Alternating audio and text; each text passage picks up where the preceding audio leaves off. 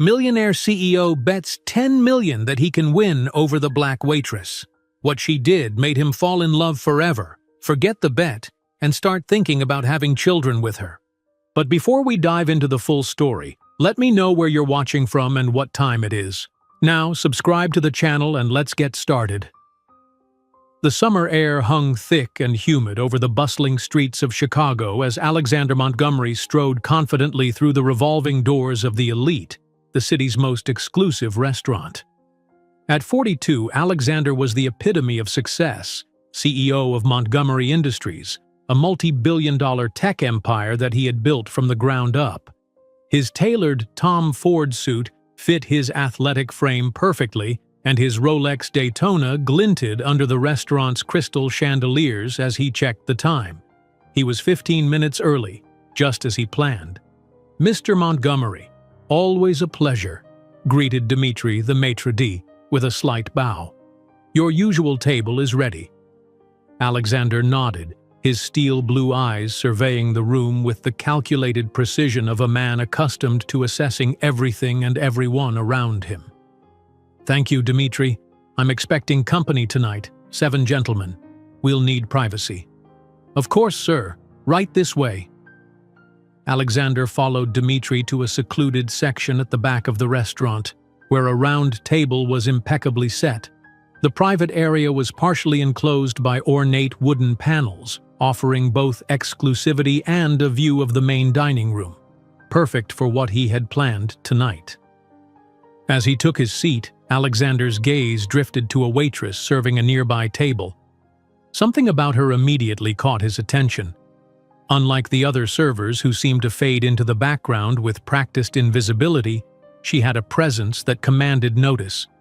Her movements were graceful, yet efficient, and when she smiled at her customers, it seemed genuine rather than the rehearsed expression most servers wore. She was beautiful, with deep brown skin that glowed under the soft lighting and natural hair styled in an elegant updo. But it wasn't just her beauty that held his attention, it was the quiet confidence in her demeanor, the way she carried herself with dignity despite the occasional condescending tone from a patron. "Would you like something while you wait, sir?" Dimitri asked, breaking Alexander's concentration. "Just water for now," he replied, his eyes still fixed on the waitress. As Dimitri left, Alexander pulled out his phone to check his emails but found himself glancing up every few moments to watch the woman. There was something refreshingly authentic about her, a stark contrast to the polished artificiality of his usual social circle. It wasn't long before his guests began to arrive. One by one they filtered in, fellow CEOs, venture capitalists, and trust fund heirs, men who, like Alexander, had more money than they knew what to do with. Their handshakes were firm, their laughter loud, their confidence bordering on arrogance. "Montgomery, you old dog," boomed Victor Blackwell, CEO of Blackwell Securities and Alexander's oldest friend, if one could call their competitive relationship friendship. "Still working on a Friday night? Don't you ever take that silver spoon out of your mouth to have some fun?" Alexander offered a practiced smile. "The silver spoon pays for your entertainment, Victor. Don't forget that." The men laughed, settling into their seats as waiters appeared with bottles of vintage scotch and wine. Their conversation flowed easily from business deals to politics to their latest acquisitions: yachts, vacation homes, women. Alexander participated in the conversation mechanically, his mind elsewhere. He kept finding his attention drawn to the waitress, who was now serving a table on the other side of the restaurant. He watched as she deftly handled a customer's complaint, maintaining her composure even as the man grew increasingly agitated. "Earth to Alex," Victor waved a hand in front of his face. "What's got you so distracted? Or should I say who?" He followed Alexander's gaze, a sly smile spreading across his face when he spotted the waitress. "Ah, I see. Not your usual type, though, is she?" The table fell silent, the men exchanging knowing looks. Alexander was notorious for dating models and socialites, tall, blonde, and predictably beautiful women who enhanced his image as much as his art collection did. I'm just impressed by her professionalism, Alexander replied coolly. Something you wouldn't recognize, Victor. More laughter, but Victor's eyes narrowed slightly. He never did like being the butt of a joke. Well, why don't you put your money where your mouth is then? What are you suggesting? Alexander asked, though he already knew where this was heading. This was how it always went with them. Everything turned into a competition, a bet, a chance to prove superiority. Victor leaned forward, lowering his voice conspiratorially. 10 million says you can't get her to fall for you. The real deal, not just into your bed. The table erupted in whispers and chuckles. 10 million was pocket change to them, but the challenge, that was worth something. Alexander should have been offended by the suggestion. It was demeaning, treating a person like a prize to be won in their wealthy boys' game. But his competitive nature, the same drive that had propelled him to the top of the business world, flared up. That's absurd, Victor, he said, swirling the scotch in his glass. Is it? Or are you just worried you can't close the deal? Victor pressed, knowing exactly how to push Alexander's buttons. She's not the kind of woman who'd be impressed by your bank account. You'd have to actually be genuine. He said the last word like it was foreign, drawing out more laughter from the table. Alexander's jaw tightened. He glanced over at the waitress again. She was now talking to another server, her face lit up with laughter. He felt a twist of guilt at the idea of making her the subject of a bet, but his pride wouldn't let him back down from Victor's challenge. Fine, he said after a moment. 10 million. But there need to be rules. The men leaned in eagerly as Victor grinned. Of course. Rule number 1. You can't tell her about the bet. Rule number 2. You can't just shower her with money and luxury to win her over. Rule number 3. You have 6 months. And rule number 4. We need proof she's genuinely fallen for you, not just playing along. And how exactly do you propose we verify that? Alexander asked, already regretting engaging in this. She has to say she loves you without prompting, one of the others suggested. And mean it. And how would we know if she means it? Another countered. We'll know, Victor said confidently. Women in love have a certain look about them. Plus, we'll have her background thoroughly checked. If she's conning you, we'll find out. Alexander nodded slowly, his competitive side fully engaged now despite his better judgment. And what's to stop her from finding out about the bet? We'll all sign NDAs, Victor suggested. Make it legally binding. No one breathes a word of this to anyone. The waitress was now approaching their section, filling water glasses at a nearby table. Alexander caught a glimpse of her name tag, Zora. Gentlemen, I believe we have our waitress for the evening, Victor announced, gesturing subtly toward her. As if on cue, the restaurant manager approached their table, a tall man with a receding hairline and perpetual frown. Mr. Montgomery, gentlemen, I apologize, but we're short-staffed tonight. I've assigned Zora Johnson to your table. She's one of our best, I assure you. Alexander felt a jolt at hearing her name confirmed. Zora Johnson. It suited her. That will be fine, he replied, trying to keep his voice neutral. The manager nodded and left, and moments later, Zora approached their table. Up close, she was even more striking. Her eyes were a deep amber, intelligent and wary as they scanned the table of obviously wealthy men. Good evening, gentlemen, she said, her voice smooth and professional. My name is Zora, and I'll be taking care of you tonight. Can I start you off with some appetizers?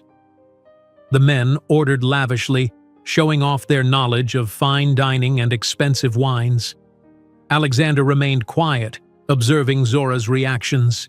She was unfazed by their obvious displays of wealth, maintaining her professional demeanor despite Victor's thinly veiled, flirtatious comments.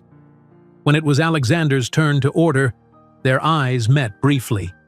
He felt an unexpected flutter in his chest, something he hadn't experienced in years. It unsettled him. I'll have the seared scallops and the filet medium rare, he said, his voice softer than usual. Excellent choice, sir, Zora replied with a polite smile that didn't quite reach her eyes. She collected the menus and left to place their orders. Well, Alex, looks like the game is on, Victor said, raising his glass in a toast. May the best man win, though we all know that's me. The others laughed, but Alexander barely heard them. He was already wondering how he'd approach Zora, how he'd get to know her beyond this restaurant setting. The bet had given him an excuse to pursue his interest, but now that it was official, he felt a twinge of guilt. She deserved better than to be the unwitting subject of a wager. Throughout the meal, Alexander found himself paying close attention to Zora's every movement, every word. He noticed how she remembered each person's order without writing it down, how she anticipated their needs before they voiced them, how she subtly steered Victor away from ordering a dish he was allergic to based on his other selections. She was smart, observant, and completely unimpressed by their wealth and status. When one of the men mentioned his recent purchase of a small island, she didn't bat an eye. As the evening progressed, Alexander's initial guilt began to transform into genuine curiosity. Who was Zora Johnson? What was her story? How had she developed such poise and intelligence while working as a waitress? He found himself wanting to know more about her, bet or no bet. When the bill came, Alexander insisted on paying for everyone as usual. He added a tip that was generous but not ostentatious. Somehow he knew that throwing money around would only alienate Zora rather than impress her. As the group prepared to leave, Alexander lingered behind, watching as Zora efficiently cleared their table. "Thank you for your excellent service tonight," he said when she glanced up and noticed him still standing there. "Just doing my job, sir," she replied, her tone polite but distant. Alexander hesitated, then drew a business card from his wallet. "I'm Alexander Montgomery," he said, offering the card. "If you ever need anything, or perhaps would like to discuss job opportunities at my company, please don't hesitate to call." Zora looked at the card but didn't take it. "I appreciate the offer, Mr. Montgomery, but I'm quite content with my current situation." Alexander was taken aback. People didn't usually refuse his offers, especially not waitresses being handed a potential opportunity by a billionaire CEO. "It's just a card," he said, trying to keep the surprise from his voice. "No obligations." Zora studied him for a moment, her amber eyes seeming to see right through his facade. Then, with a small sigh, she accepted the card and tucked it into her apron pocket. "Have a good evening, Mr. Montgomery," she said, turning back to her work. Alexander stood there for a moment longer, oddly flustered by the interaction. Then, nodding to himself, he turned and joined his friends who were waiting by the entrance. "Phase 1 complete?" Victor asked with a smirk. "Hardly," Alexander replied, "but I'm just getting started." As they stepped out into the warm Chicago night, Alexander found himself already planning his next move. The bet had receded to the back of his mind, overshadowed by a genuine desire to learn more about the intriguing waitress who had so easily dismissed his status and wealth. What he didn't know, what none of them knew, was that Zora Johnson was far more than she appeared. Behind her calm demeanor and service industry smile lay a sharp mind, a complicated past, and a journey that had made her immune to the superficial charms of men like Alexander Montgomery. If he was going to win her heart, he would need to become something he hadn't been in a very long time: real. The game had indeed begun, but it wouldn't play out the way any of them expected, least of all Alexander himself. 3 days later, Alexander found himself sitting in his expansive corner office, staring out at the Chicago skyline. The floor-to-ceiling windows offered a panoramic view of the city he'd conquered, but today, he barely noticed it. His mind was occupied with thoughts of Zora Johnson. His executive assistant, Marissa, entered with his afternoon coffee. "Sir, your 3 o'clock with the board has been pushed to 4 and Mr. Blackwell called. Again." Alexander nodded absently. "Thank you, Marissa. Did you find anything?" Marissa placed a thin folder on his desk. "Everything we could find on Zora Johnson as requested. It's Less than I expected. That caught Alexander's attention. In his experience, everyone had a digital footprint, especially in this age.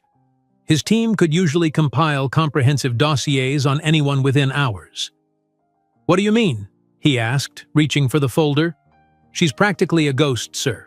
Minimal social media presence. Just a private Instagram account with very few posts. No LinkedIn, no Twitter.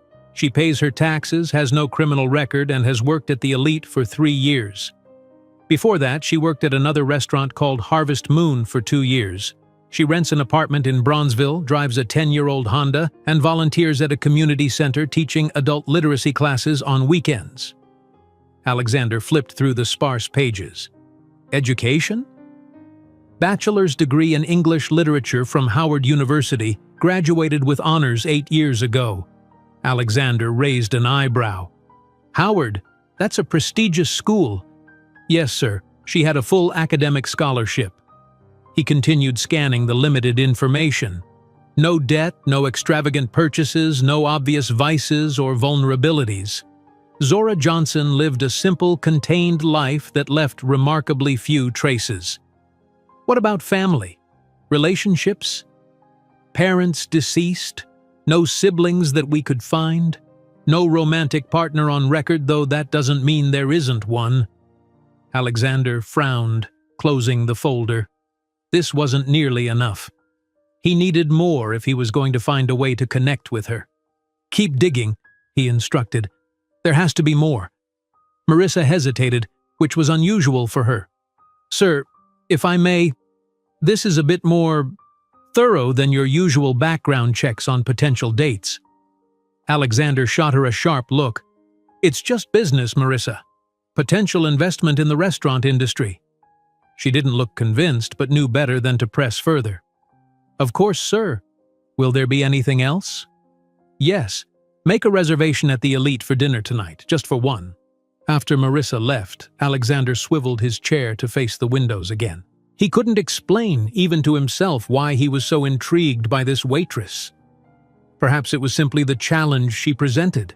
Someone who didn't immediately fall at his feet, impressed by his wealth and power. Or perhaps it was something more, something about the quiet dignity she carried. Either way, he had a bet to win. And Alexander Montgomery never lost.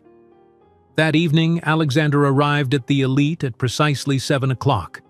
He'd chosen to dress down slightly, opting for dark jeans and a cashmere sweater rather than his usual suit. The hostess led him to a small table for 2 near the bar. Not his usual spot, but perfect for what he had in mind. "Is Zora working tonight?" he asked casually. The hostess nodded. "Yes, sir, but she's covering the private dining rooms this evening." Alexander feigned disappointment. "Ah, that's a shame. She provided excellent service when I was here with colleagues earlier this week. I can request her specifically for your table, Mr. Montgomery," the hostess offered eagerly. No, he replied, waving a dismissive hand. "I wouldn't want to disrupt your staffing arrangements. Whoever you've assigned will be fine." He settled in, ordering a Macallan 25 and perusing the menu while discreetly scanning the restaurant for Zora. He spotted her eventually, emerging from one of the private dining rooms with an empty tray. She moved with the same grace he'd noticed before, her face composed and professional. Alexander took his time with dinner, ordering multiple courses and lingering over dessert and coffee. He kept an eye on the time, noting when servers began their end-of-shift duties. Finally, around 10:30, he paid his bill and walked out into the mild evening air. Instead of having his driver pick him up immediately, he instructed him to wait around the corner. Then, Alexander positioned himself near the employee exit, checking emails on his phone as though waiting for someone. At 11:15, the door opened and servers began filing out. Some headed for the nearby L station, others toward the parking lot. Alexander kept his head down, feigning absorption in his device. Finally, Zora emerged. She had changed out of her uniform into jeans and a simple blouse, a backpack slung over one shoulder. Her hair was now down, falling in natural coils around her face. She looked tired but somehow still radiant. Alexander waited until she was a few steps past him before looking up and affecting surprise. "Zora? From the elite, right?"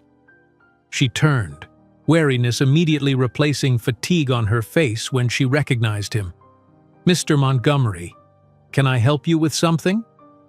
"I was just waiting for a colleague," he lied smoothly. "We're heading to a late meeting.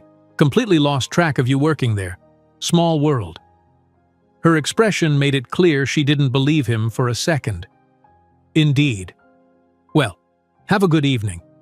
She turned to leave, but Alexander stepped forward. "Actually, since we've run into each other, I was wondering if I could talk to you about something, a business proposition." Zora paused, eyeing him skeptically. "Mr. Montgomery, it's late and I've just finished a long shift." "It would only take a few minutes," he pressed. "I'm considering investing in a new restaurant concept, and I'd value input from someone with your experience in the industry." She seemed to waver, curiosity briefly flashing across her features. "Why me? Surely you know dozens of restaurateurs and chefs." "They all tell me what they think I want to hear," Alexander replied honestly. "I need someone who will be straight with me. You strike me as that kind of person." Zora checked her watch, then glanced down the street toward the bus stop where other restaurant workers were gathering. "I have 20 minutes before my bus." "There's a coffee shop around the corner," Alexander suggested. "My treat." She hesitated again, then nodded reluctantly. "Fine, but just coffee." The late-night cafe was quiet, with only a few patrons scattered among the tables. Alexander ordered an espresso for himself and looked to Zora expectantly. "Chamomile tea, please," she told the barista. When Alexander reached for his wallet, she quickly added, "I'll pay for my own, thank you." It was a small thing, but it caught him off guard. Women never refused when he offered to pay. "Please, I insist," he said. "And I insist otherwise," she replied firmly. "You said you wanted honest input. Consider this part of that." Alexander withdrew his hand, intrigued once again by her resistance to his usual charm.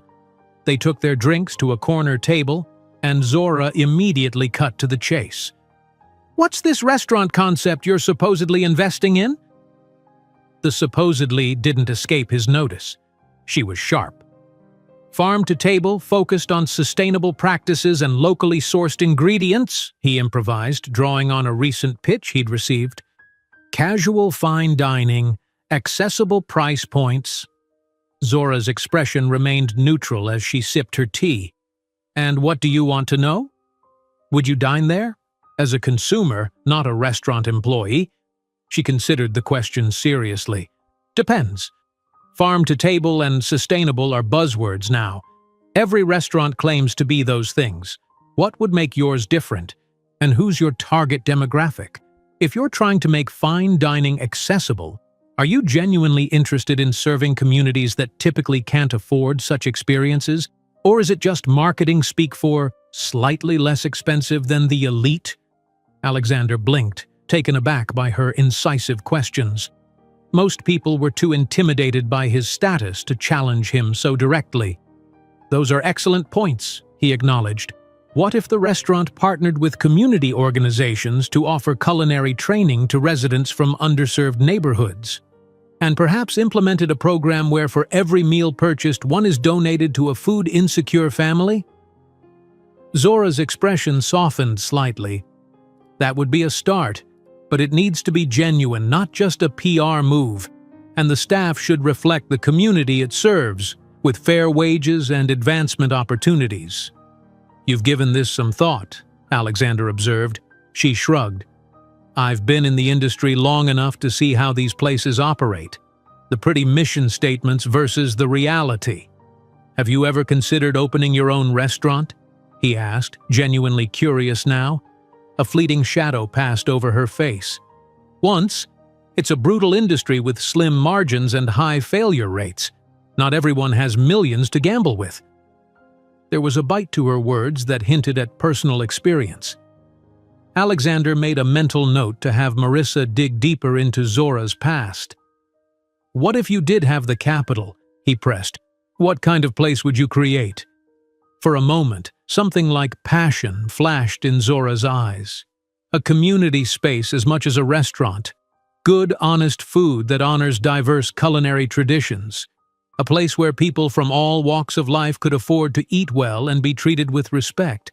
Cooking classes for kids, job training. She caught herself and stopped abruptly. But that's not reality. Alexander leaned forward, genuinely interested. It could be. With the right investor? Zora's guard came back up immediately. Mr. Montgomery, is this why you happened to be outside my workplace tonight? To dangle investment opportunities? Call me Alexander, he said, avoiding her question, and I'm simply exploring possibilities. Your insights are valuable. She checked her watch and stood. My bus will be here in 5 minutes. I need to go. Alexander rose as well. At least let me drive you home. It's late and… No, she cut him off firmly. Thank you for the conversation, Mr. Montgomery, but I'm perfectly capable of getting myself home safely, as I do every night. Then perhaps we could continue this discussion another time, he suggested. Over dinner, maybe? Zora paused, studying him with those perceptive amber eyes. Why are you really interested in talking to me, Mr. Montgomery? A waitress you met once? Alexander met her gaze steadily. Because you're different. You don't pretend or posture. That's rare in my world. Something flickered in her expression. Surprise, perhaps even a hint of genuine emotion, but it quickly disappeared behind her composed exterior. Good night, Mr. Montgomery, she said, and walked out of the cafe. Alexander watched her go, aware that he'd made minimal progress. Zora Johnson was proving to be more challenging than he'd anticipated. But rather than frustrating him, it only intensified his interest. Back in his penthouse later that night, Alexander poured himself a nightcap and stood on his balcony overlooking the glittering city. Somewhere out there, Zora was returning to her modest apartment, living a life completely disconnected from his world of wealth and privilege. His phone buzzed with a text from Victor. Progress report on our little wager, or ready to admit defeat already? Alexander ignored it. This wasn't just about the bet anymore. Zora had sparked his genuine curiosity, and he wasn't about to give Victor the satisfaction of detailed updates. Besides, he'd learned something valuable tonight. Underneath Zora's cool exterior lay passion and dreams she kept carefully guarded. That was his way in. Everyone had something they wanted, something they needed. He just had to figure out what would genuinely matter to someone who seemed immune to the usual trappings of wealth. As he sipped his whiskey, Alexander began formulating a new approach. He wouldn't win Zora over with money or status. He would need to offer something more meaningful, perhaps the chance to realize the vision she'd briefly revealed. It was manipulation, yes. But if it resulted in her dream becoming reality, would that be so wrong? The question lingered uncomfortably as Alexander finished his drink and prepared for bed, already planning his next move in a game that was becoming increasingly complex. The Adult Literacy Center was housed in a weathered brick building in Bronzeville, its faded sign barely visible from the street. Alexander sat in his Bentley across the road, feeling oddly nervous. This was far from his usual territory, both geographically and situationally. The South Side neighborhood, while undergoing some revitalization, was still predominantly working class and a world away from the gleaming skyscrapers and luxury condos of his daily life. "Sir, are you sure you want me to leave you here?" his driver, James, asked, with poorly concealed concern. Alexander nodded, checking his watch. "Yes, I'll call when I need you." He'd dressed down significantly for this excursion. Jeans, a plain button-down shirt, and a baseball cap pulled low. The last thing he needed was to be recognized. After weeks of careful planning and discreet inquiries, he'd finally found the perfect pretext to see Zora again, in an environment where she might be more receptive. Stepping out of the car, Alexander felt conspicuous despite his casual attire. James drove away reluctantly, and Alexander crossed the street, rehearsing his story one last time. Inside the center, a middle-aged woman with graying hair and a neat bun sat at a reception desk. She looked up, surprised to see an unfamiliar face. "Can I help you?" she asked, her tone friendly but curious. "Yes, I'm here about the literacy program," Alexander replied, offering his most charming smile. "I'd like to volunteer." The woman's face brightened. "That's wonderful. We're always in need of tutors. I'm Mrs. Washington, the center director. And you are?" "Alex Morgan," he said, using the alias he'd prepared. "I recently moved to the area and was looking for ways to give back to the community." "Well, Alex, you've come to the right place. We have adult reading classes on Monday and Wednesday evenings and a Saturday morning program as well. Do you have any teaching experience?" "Some informal mentoring," he answered vaguely. "I enjoy helping others develop their skills." Mrs. Washington beamed. "Perfect. As it happens, one of our Saturday tutors is here now with a session. Would you like to observe? It might give you a better idea of what we do." "That would be great," Alexander agreed, his pulse quickening. According to his intelligence, Zora should be teaching right now. Mrs. Washington led him down a hallway lined with children's artwork and motivational posters. She stopped at a classroom door and knocked gently before opening it. "Sorry to interrupt, Zora, but I have a potential new volunteer who'd like to observe, if that's all right?" Alexander got his first glimpse of Zora in her element. She stood beside a whiteboard, dressed in jeans and a simple yellow blouse that brightened her complexion. Around a large table sat 5 adults of varying ages, each with books and notebooks open before them. Zora's face registered immediate recognition when she saw Alexander, followed by suspicion and something like resignation. But her voice betrayed none of this when she spoke. "Of course, Mrs. Washington. We're just discussing character development in short stories." Mrs. Washington ushered Alexander in. "Everyone, this is Alex Morgan. He's interested in joining our volunteer team." The students greeted him warmly and Mrs. Washington retreated, leaving Alexander standing awkwardly near the door. Zora gestured to an empty chair. "Please join us," she said, her tone professional. "We were just about to have Darnell read a passage from his original story." Alexander took the seat, grateful for the reprieve from Zora's scrutiny. A middle-aged man with salt-and-pepper hair began reading haltingly from a composition notebook. His story about a grandfather teaching his grandson to fish was simple but touching. When he finished, the group offered encouraging feedback, with Zora guiding the discussion with gentle expertise. "What did you think, Mr. Morgan?" Zora asked, finally addressing him directly. Alexander, who had been genuinely moved by the story, responded honestly. "I thought it was beautiful. The relationship between the characters felt very authentic." Darnell beamed with pride, and Alexander found himself smiling back, unexpectedly affected by the man's joy at having his work appreciated. The session continued for another 45 minutes, during which Alexander observed Zora's teaching style. She was patient but firm, encouraging but not patronizing. Her students clearly respected her, and she treated each of them with genuine dignity. It was a side of her he hadn't seen at the restaurant, where her warmth was tempered by professional reserve.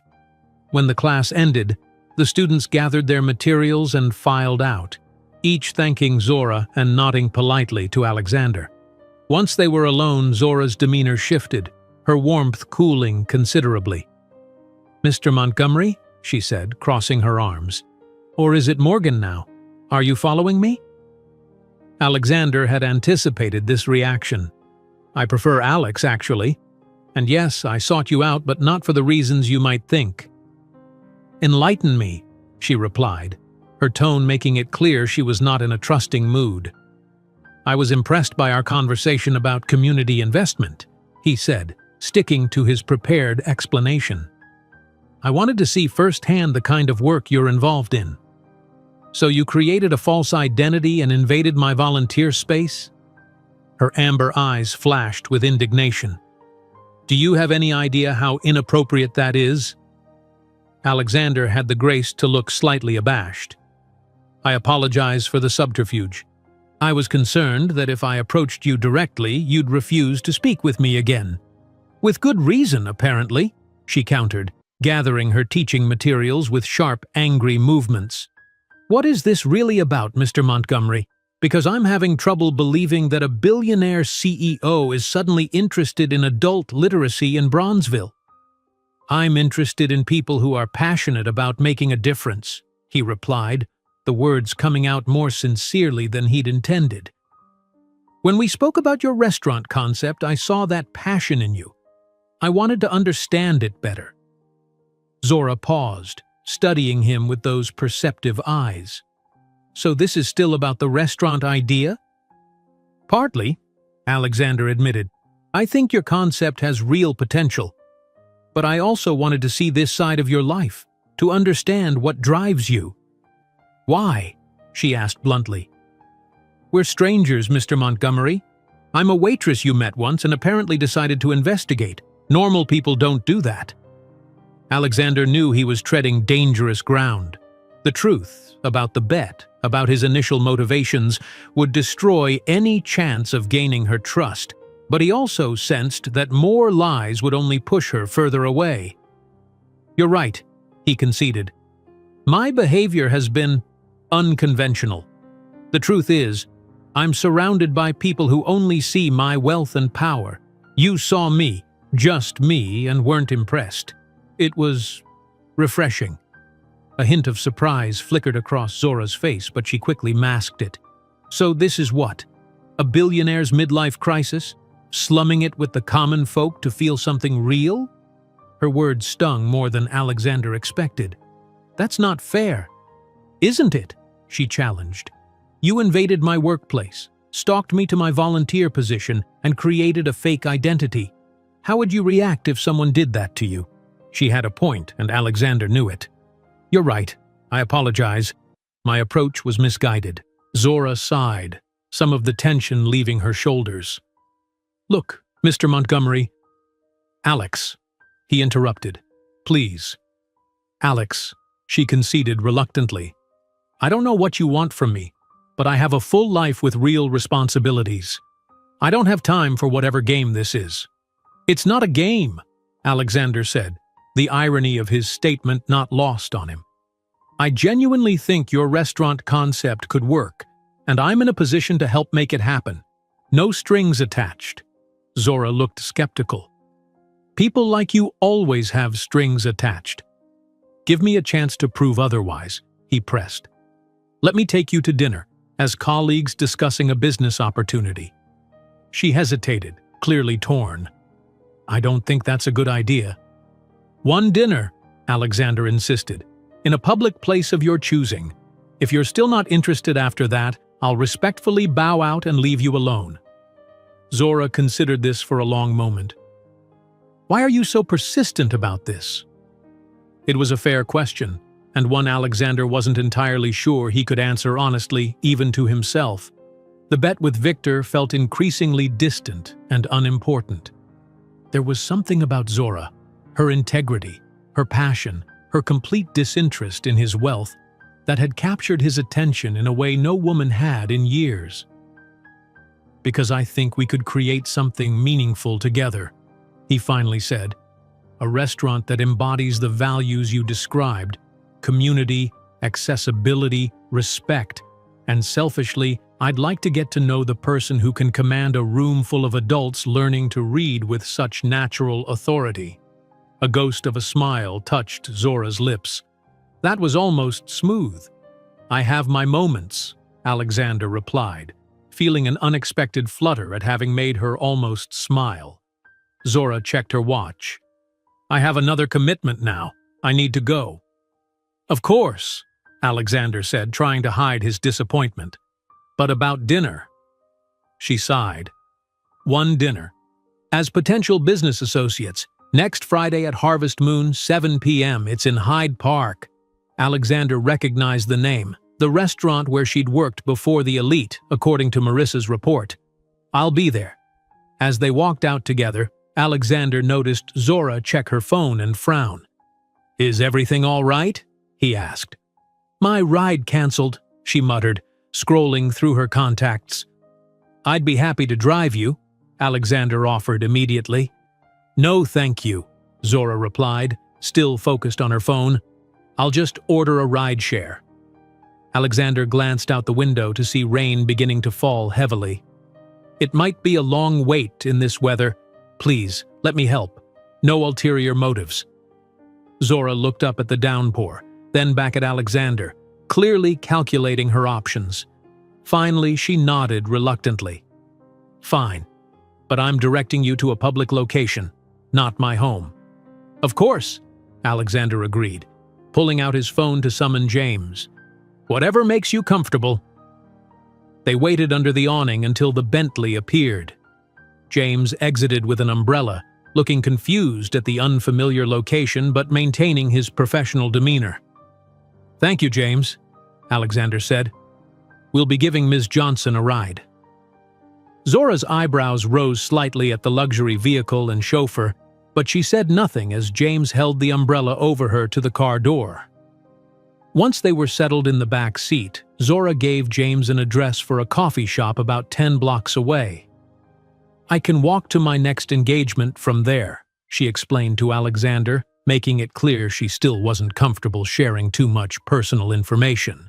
"Of course," he replied, "and thank you for agreeing to dinner next Friday." Zora turned to look out the window at the rain-slicked streets.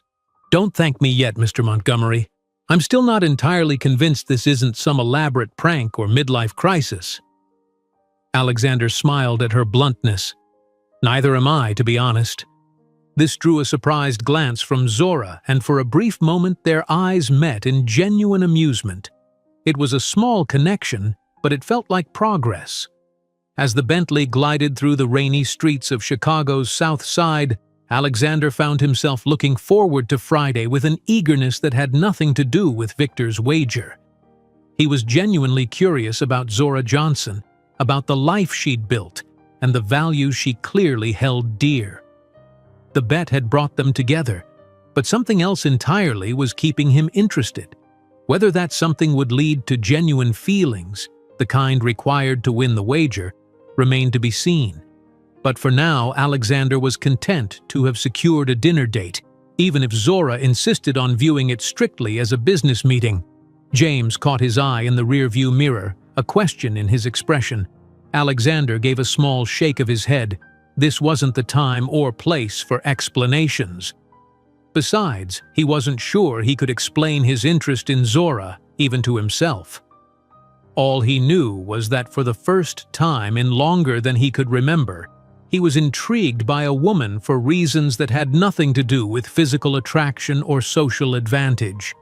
Zora Johnson represented something different, something real in his world of carefully curated appearances, and that perhaps was worth more than $10 million. Harvest Moon was nothing like the elite.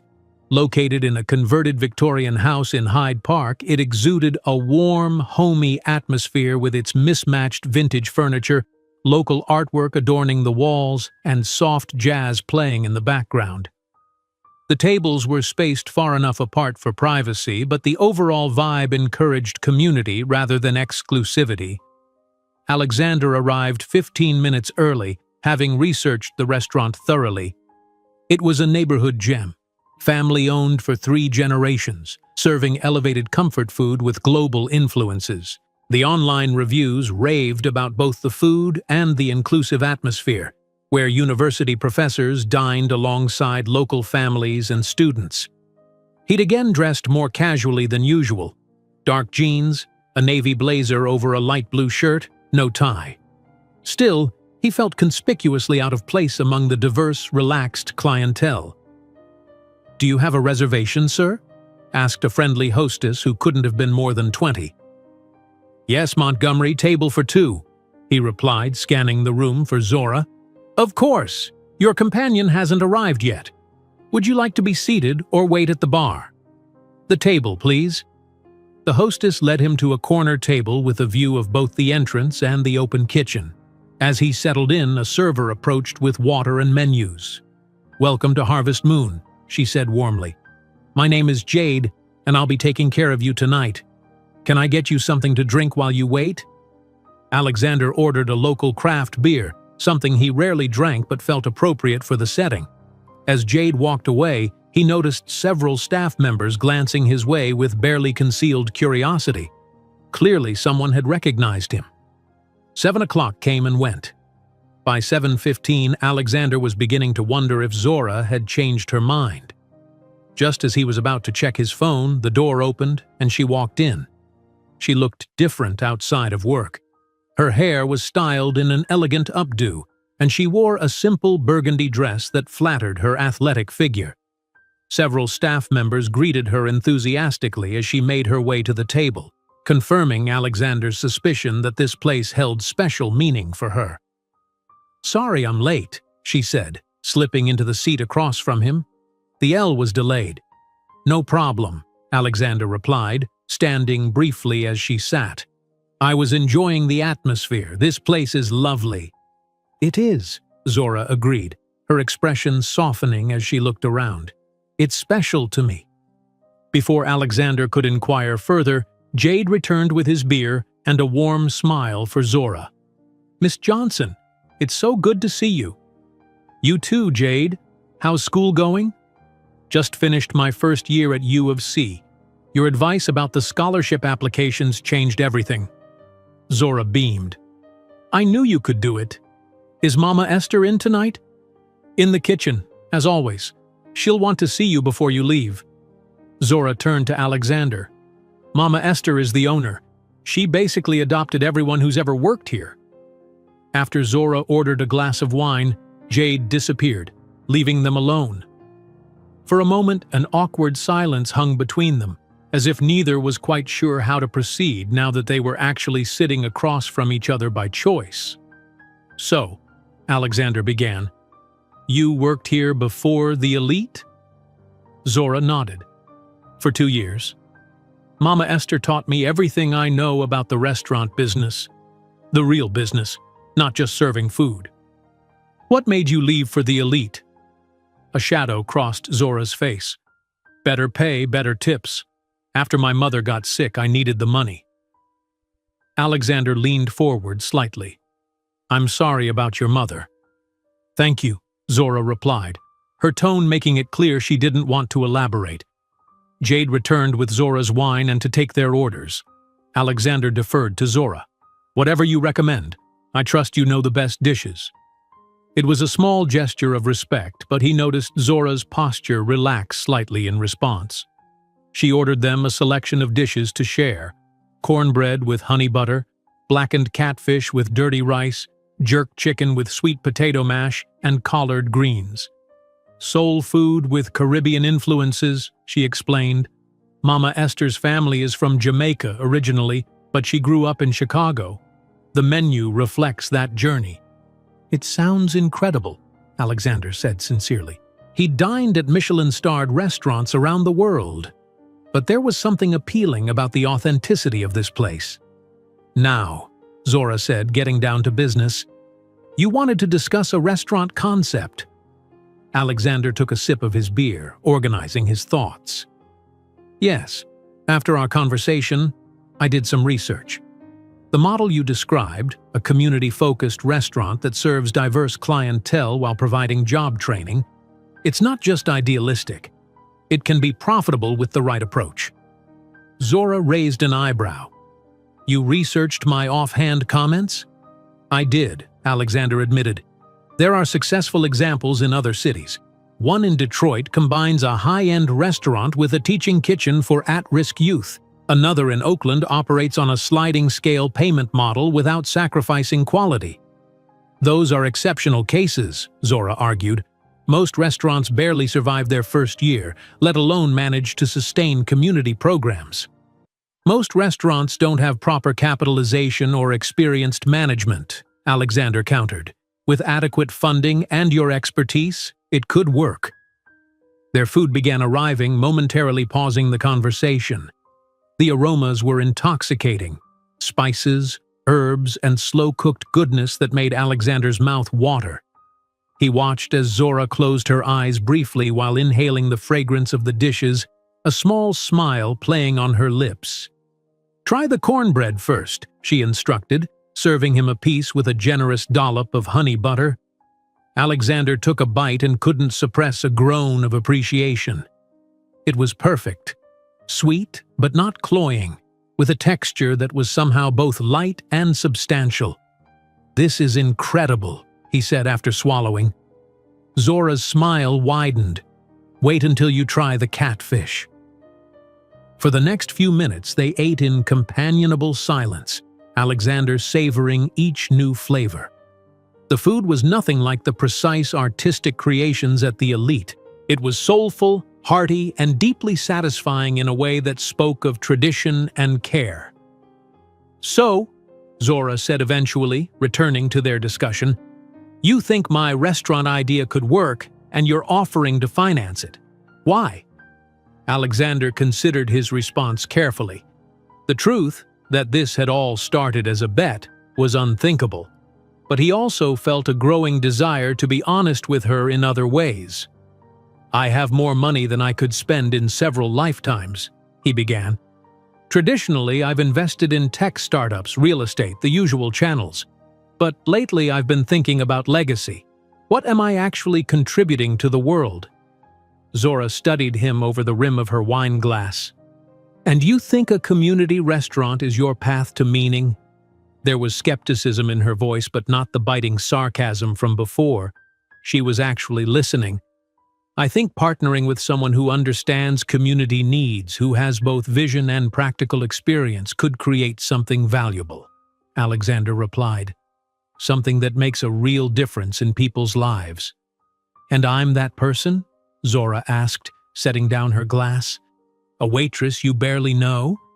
A Howard University graduate with obvious intelligence and passion, who volunteers teaching literacy and has earned the respect of everyone in this restaurant," Alexander corrected. "Yes, I think you might be that person."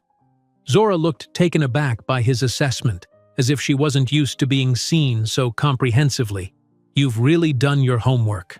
"I'm thorough," Alexander admitted. "It's part of what's made me successful." "And what would this partnership look like?" she asked, her professional curiosity clearly engaged despite her reservations. "Would I be an employee? A consultant?" "A true partner," Alexander clarified. "I provide the capital, you provide the expertise and vision. We'd share ownership 50-50. Zora's eyes widened in surprise. "That's unusually generous."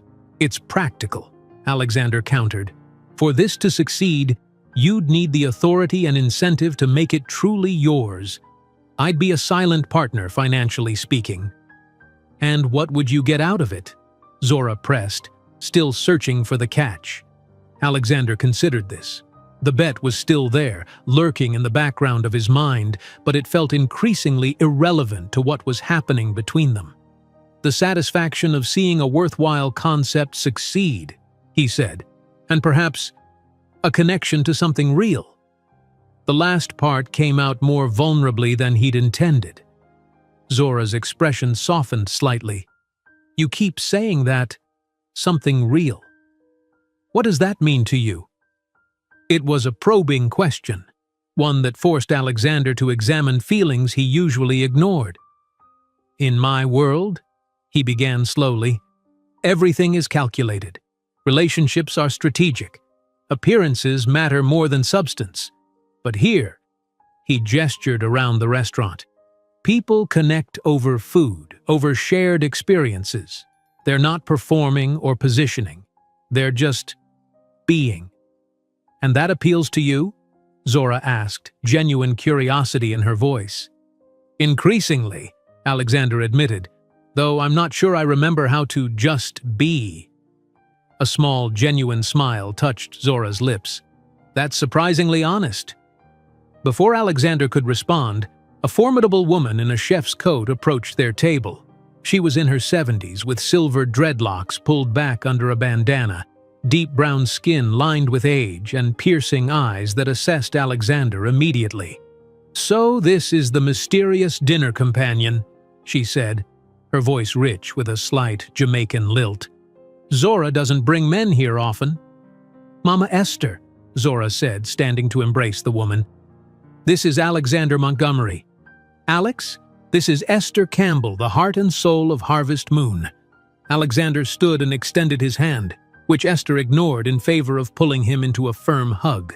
"Any friend of Zora's is family here," she declared, releasing him. "How's the food?"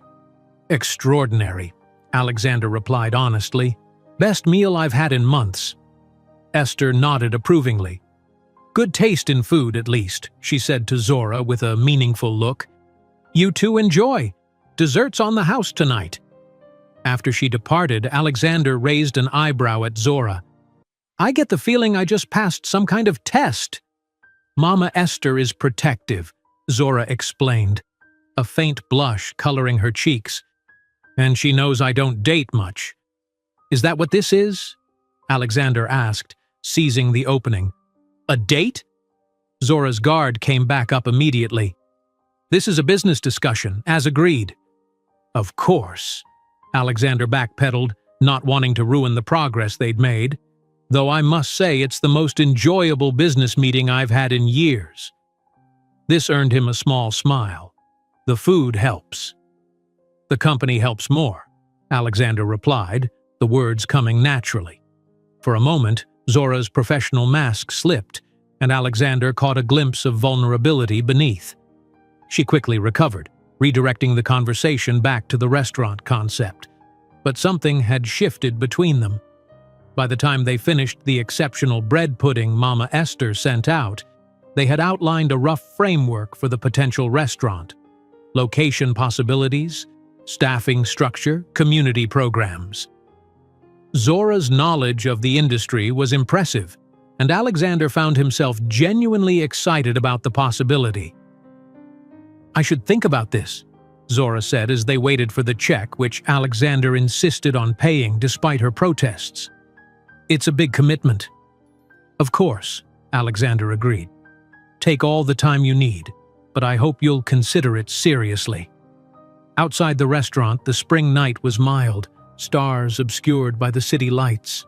They stood awkwardly for a moment, the evening clearly drawing to a close. "I had a good time," Zora admitted, surprising them both, "despite my reservations." "High praise indeed," Alexander replied with a smile. "Does this mean I've earned the right to see you again?" Zora hesitated, then nodded slowly. "To continue discussing the restaurant?" "Yes." It wasn't quite what Alexander had hoped for, but it was progress. "I'll call you." "I don't recall giving you my number," Zora pointed out, a hint of amusement in her voice. Alexander grinned sheepishly. "Would you like to?" Zora held out her hand, and Alexander placed his phone in it. She entered her number, then handed it back. "Good night, Alex." "Good night, Zora," he replied, watching as she turned and walked toward the L station, her burgundy dress swaying gently in the evening breeze. Alexander could have offered her a ride, summoned James from wherever he was waiting nearby, but he understood that Zora needed to maintain her independence, her boundaries. This fragile connection they were building required respect for her terms. As he walked to where his driver was parked, Alexander realized he hadn't thought about Victor's bet once during their entire dinner. For a few hours, he'd simply been a man enjoying the company of a fascinating woman, discussing a project they both found meaningful. It had been perhaps the most authentic evening he'd spent in years. The realization both elated and terrified him. "You're distracted," Victor Blackwell observed, studying Alexander across the conference table. "Have been all meeting." The board meeting had just concluded, and the other members had filed out, leaving only the two men in the sleek, window-walled room overlooking the Chicago skyline.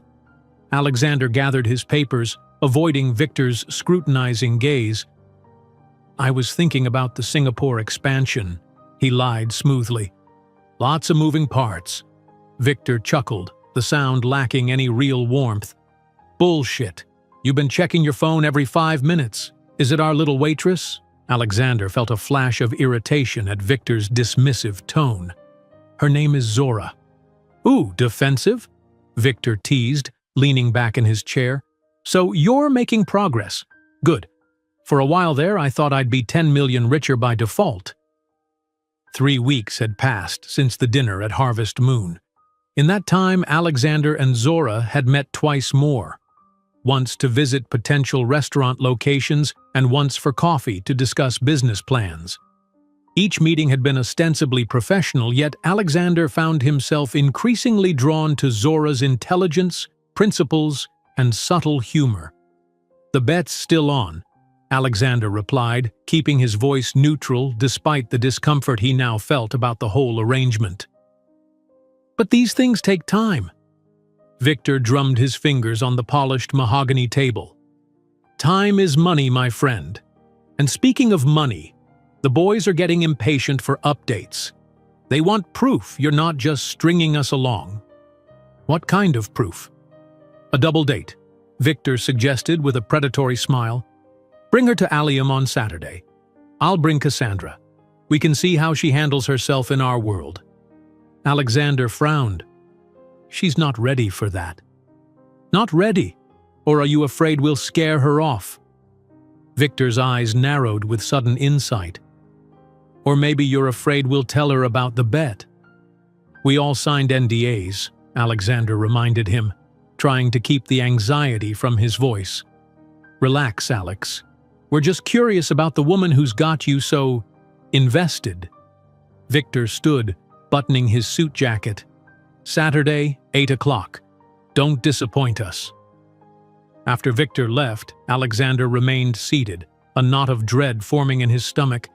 He'd been carefully keeping his two worlds separate: the rarefied realm of wealth and power he inhabited, and the authentic, grounded world Zora represented.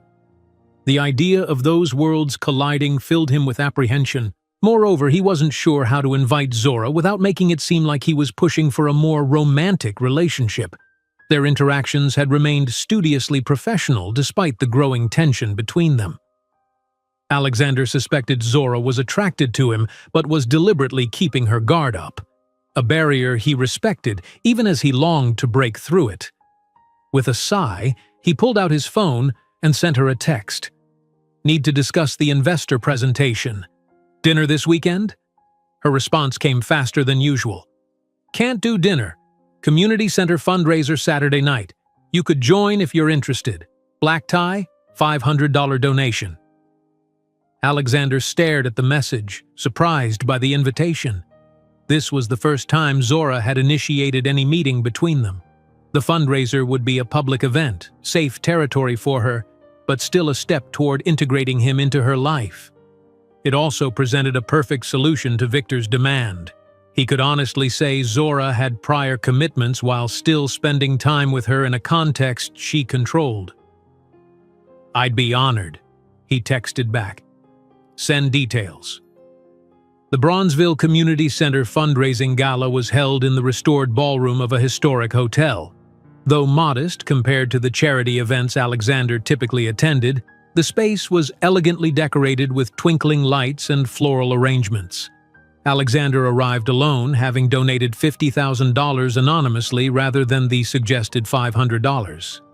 He chose a classic black tuxedo, deliberately avoiding the designer labels and custom details that would set him apart from the other attendees.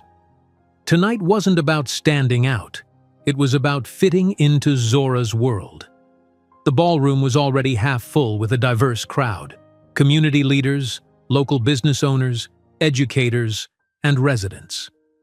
Alexander scanned the room for Zora but didn't see her. Instead, he was approached by Mrs. Washington from the Literacy Center. "Mr. Morgan, or should I say Mr. Montgomery?" she said with a knowing smile. "Zora told me who you really are." Alexander winced slightly. "I apologize for the deception, Mrs. Washington." She waved his apology away. "Zora explained about your restaurant partnership. I'm just glad she's finally pursuing that dream again." "Again?" Alexander asked, his interest piqued. Mrs. Washington's expression turned sympathetic. "Oh dear, has she not told you? I shouldn't say more. Zora's quite private about that chapter of her life." Before Alexander could press further, the crowd shifted, and he caught his first glimpse of Zora. She stood near the entrance, greeting guests with a warm smile. Her gown was a deep emerald that complemented her skin tone perfectly, elegant without being ostentatious. Her hair was styled in an elaborate updo, accented with delicate crystal pins. She was breathtaking. "Go say hello," Mrs. Washington encouraged, noticing his transfixed expression. "She's been working on this fundraiser for months. It means the world to her." Alexander made his way through the crowd, accepting a glass of champagne from a passing waiter. As he approached, Zora spotted him, and her professional smile transformed into something more genuine. "You came," she said, sounding pleasantly surprised despite having invited him. "I said I would," Alexander replied. "You look stunning." Zora accepted the compliment with a gracious nod. "Thank you. This event is important to me. The center needs a new roof and updated computers for the job training program." "How much are you hoping to raise?" Alexander asked. "50,000 is the goal, though we'd be thrilled with 30, Zora replied, guiding him further into the ballroom. "Every bit helps." Alexander thought of his anonymous donation with satisfaction. "I'm sure you'll exceed your expectations." "From your lips to God's ears," Zora said with a smile. "Come, I want you to meet some people." For the next hour, Alexander was introduced to what felt like the entire Bronzeville community: teachers, social workers, small business owners, and residents of all ages. Each greeted Zora with genuine affection, and many expressed curiosity about her investor friend. Alexander was struck by how deeply embedded Zora was in this community. At the elite, she was just another server, skilled but replaceable. Here, she was essential, a connector, an advocate, someone who made things happen. Eventually, they found themselves at a quiet table as dinner was being served. The food was catered by local restaurants, including Harvest Moon, and while simpler than the fare at the elite, it was prepared with obvious care and skill. "This is quite an event," Alexander commented, genuinely impressed by the organization and atmosphere. "You've done an amazing job." "It takes a village," Zora replied modestly. "I'm just on the committee." "Everyone I've spoken to says you're the heart of this place," Alexander countered. "They're right." Zora looked slightly uncomfortable with the praise. "I just believe in what the center does. It changed my life when I needed it most." "How so?" Alexander asked gently, sensing an opening into her closely guarded past. Zora hesitated, then seemed to make a decision. "After my father died when I was 12, my mother worked 3 jobs to keep us afloat. This center became my second home: after-school programs, summer camps, college application help. When I got the scholarship to Howard, everyone here celebrated like I was family." "They are your family," Alexander observed. "Yes," Zora agreed, her expression softening. "When my mother got sick during my senior year, they stepped up again.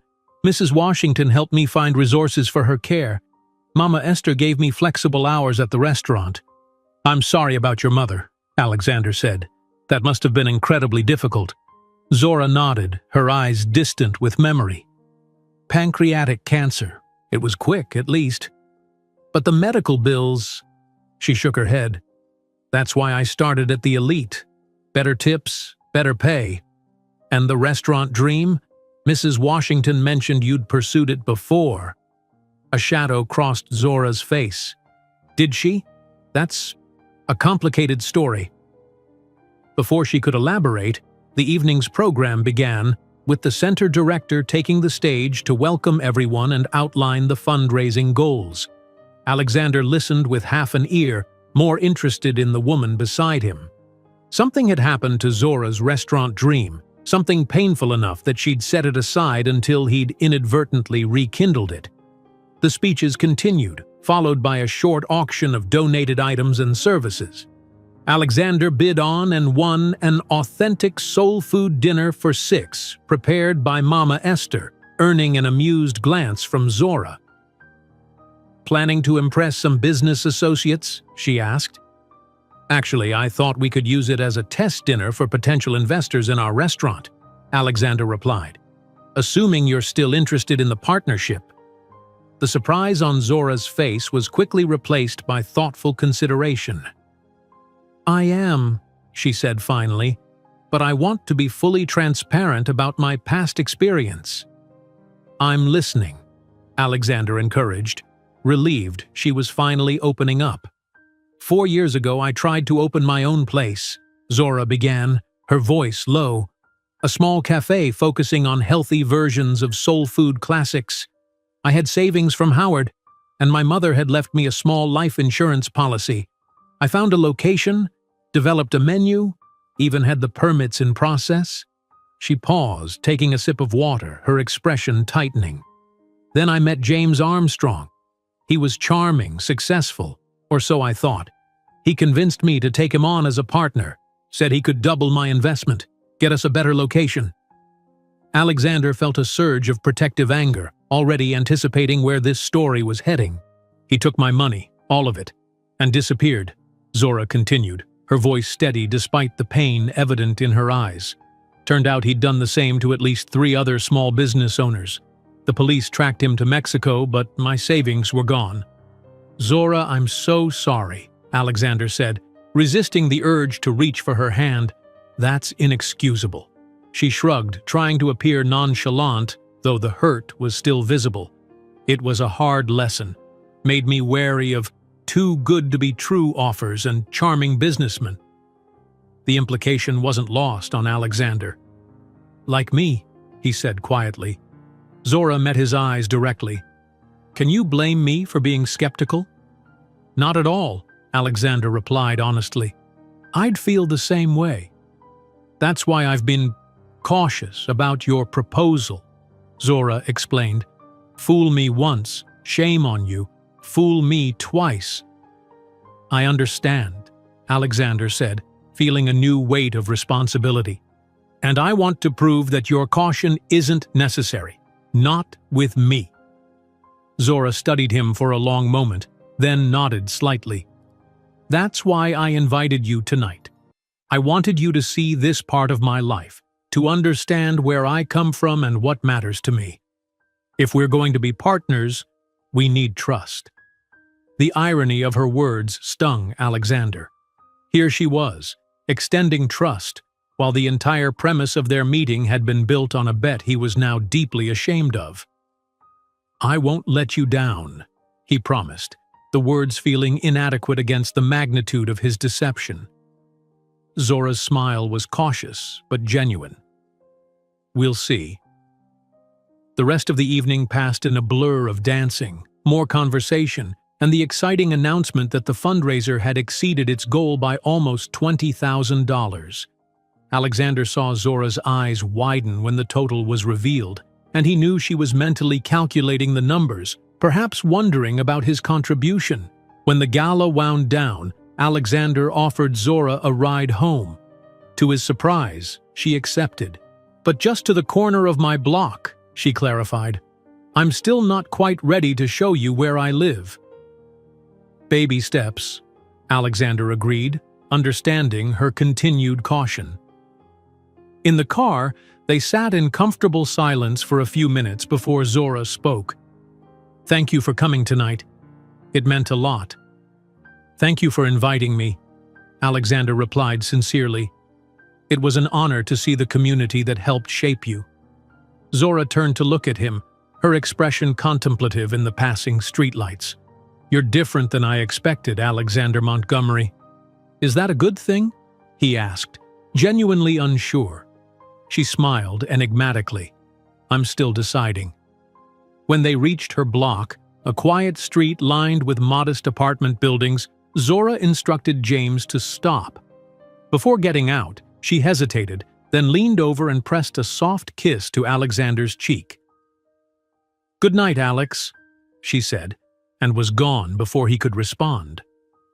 Alexander touched his cheek, feeling the lingering warmth of her lips. In the rearview mirror, he caught James's knowing smile. "Not a word," Alexander warned, but couldn't suppress his own grin. As the car pulled away, his phone buzzed with a text from Victor. "Where are you? We're at Allium waiting." The reminder of the bet, of Victor and his expectations, crashed through Alexander's contentment like a stone through glass. He'd completely forgotten about the double date. Situation changed. He texted back, "We'll explain tomorrow." Then he silenced his phone, unwilling to let Victor intrude further on this evening. The bet, the $10 million, his usual world of wealth and superficial connections, none of it seemed important compared to the simple gesture of Zora's kiss and the trust she was beginning to place in him. The question that haunted him now wasn't whether he could win the bet, but whether he deserved the genuine affection Zora might eventually offer. And more troublingly, what would happen when she inevitably discovered the truth. "You stood us up for a community center fundraiser?" Victor's incredulous voice carried across Alexander's office, despite the closed door. "Are you serious?" Alexander continued reviewing the proposed restaurant business plan on his tablet, refusing to give Victor the satisfaction of a reaction. It was important to Zora. Building trust takes time. "Trust?" Victor scoffed, dropping into one of the leather chairs opposite Alexander's desk. "You don't need her to trust you. You need her to fall in love with you. Those are entirely different goals." "Not for most people," Alexander replied, finally looking up. Victor studied him, eyes narrowing. "You're getting soft. Tell me you're not actually falling for this waitress." The question hit closer to home than Alexander cared to admit. Over the past few weeks, as he and Zora had worked on the restaurant concept, his admiration for her had grown exponentially. She was brilliant, principled, and possessed a quiet strength that he found increasingly captivating. The original bet seemed more distant and distasteful with each passing day. "The terms of our wager don't require me to maintain emotional distance," Alexander said carefully. Victor's laugh was sharp and humorless. "No, but they do require results. It's been over a month, Alex. The guys are starting to think you're stalling?" "I'm not stalling," Alexander snapped, his patience wearing thin. "These things can't be rushed." "Can't they?" Victor leaned forward, a sly smile spreading across his face. "What if I told you I had information that could accelerate your progress?" Alexander felt a flicker of unease. "What information?" "About your waitress's ex-partner, the one who scammed her." Victor's smug expression suggested he'd done some digging of his own. "James Armstrong, currently residing in Puerto Vallarta, living quite comfortably on stolen funds." "How do you know about that?" Alexander demanded, a protective anger surging through him. "Please," Victor waved dismissively. "You think you're the only one who can run a background check? I got curious when you missed our double date." Alexander's jaw tightened. "It's none of your business." "Oh, but it is," Victor countered. $10 million makes it my business. Here's what I'm thinking. You track down this Armstrong guy, recover her money, play the hero. She falls into your arms, bet one, everyone's happy. Except that would be manipulation, Alexander argued, though a part of him was already considering how he might actually find Armstrong and recover Zora's stolen savings. "It's called strategy," Victor corrected. "Look, the clock is ticking. Either you make significant progress soon, or the guys and I might start to wonder if you're ever going to close this deal." After Victor left, Alexander sat contemplating the suggestion. Finding Armstrong and recovering Zora's money would certainly help her. She deserved justice. But doing so to win a bet felt fundamentally wrong, a betrayal of the trust they were building. He was still mulling this over when Marissa entered with his afternoon schedule. "The real estate agent confirmed your 2 p.m. at the Fulton Market location," she said, placing a folder on his desk. "And Ms. Johnson called. She asked if you could meet her at Harvest Moon at 7 instead of the office. Something about wanting Mama Esther's input on the menu concepts." Alexander nodded, a smile tugging at his lips at the thought of seeing Zora again. "Clear my evening." "Already done," Marissa replied, a knowing look in her eyes. "You've been spending a lot of time on this restaurant project." "It's important," Alexander said simply. Marissa hesitated at the door. "She seems different from your usual associates, in a good way."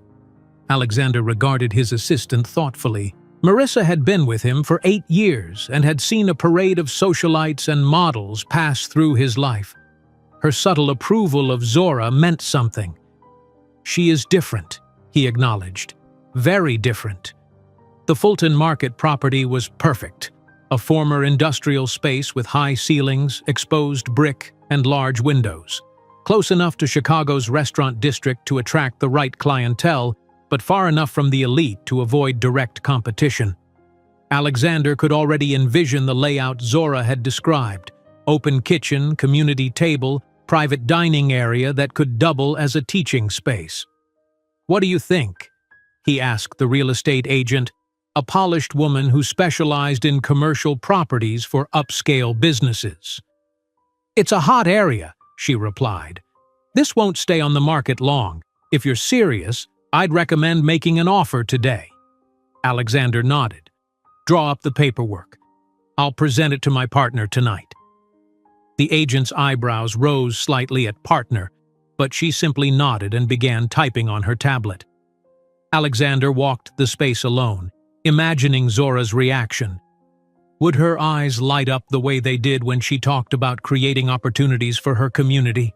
Would she finally allow herself to believe this dream could become reality?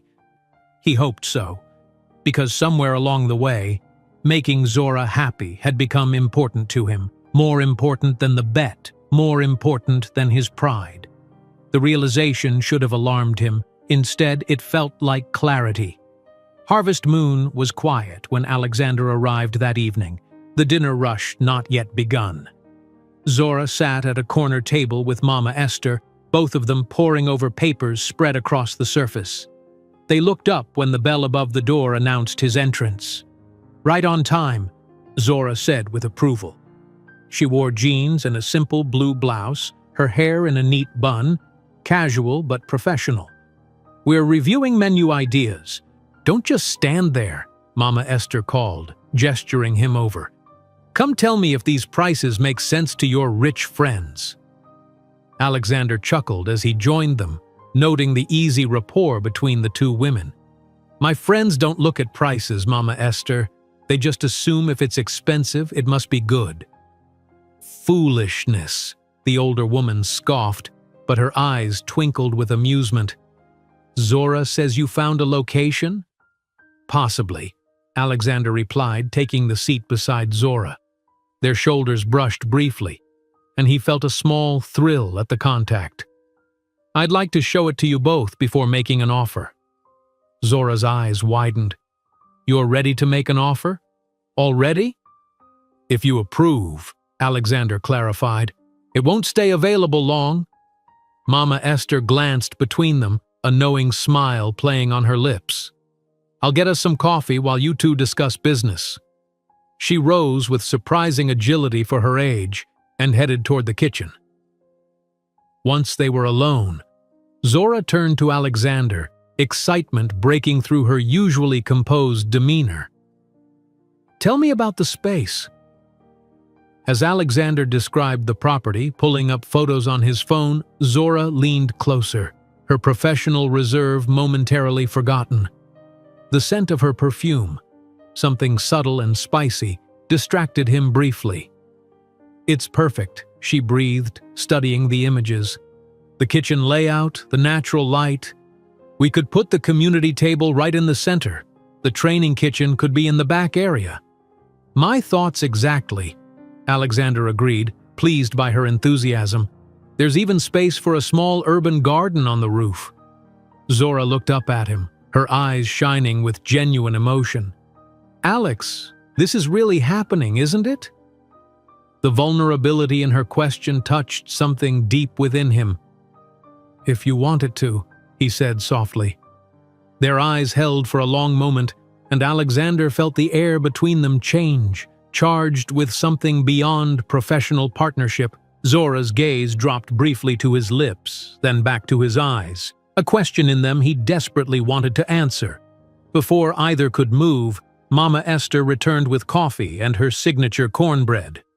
"Don't mean to interrupt whatever moment you two were having," she said, not sounding sorry at all, "but I need to talk business." Zora straightened, the moment broken, though a faint blush colored her cheeks. "Of course, Mama." I want to be clear about my role, the older woman said, settling back into her chair. I'm happy to consult, train your staff, even help develop recipes, but I won't leave Harvest Moon. We wouldn't ask you to, Alexander assured her. Your place is here. Mama Esther nodded, seemingly satisfied. Good. Now, about these prices, they're too low. Quality ingredients cost money, and people will pay for authenticity. They spent the next hour discussing menu concepts, pricing strategies, and staffing needs.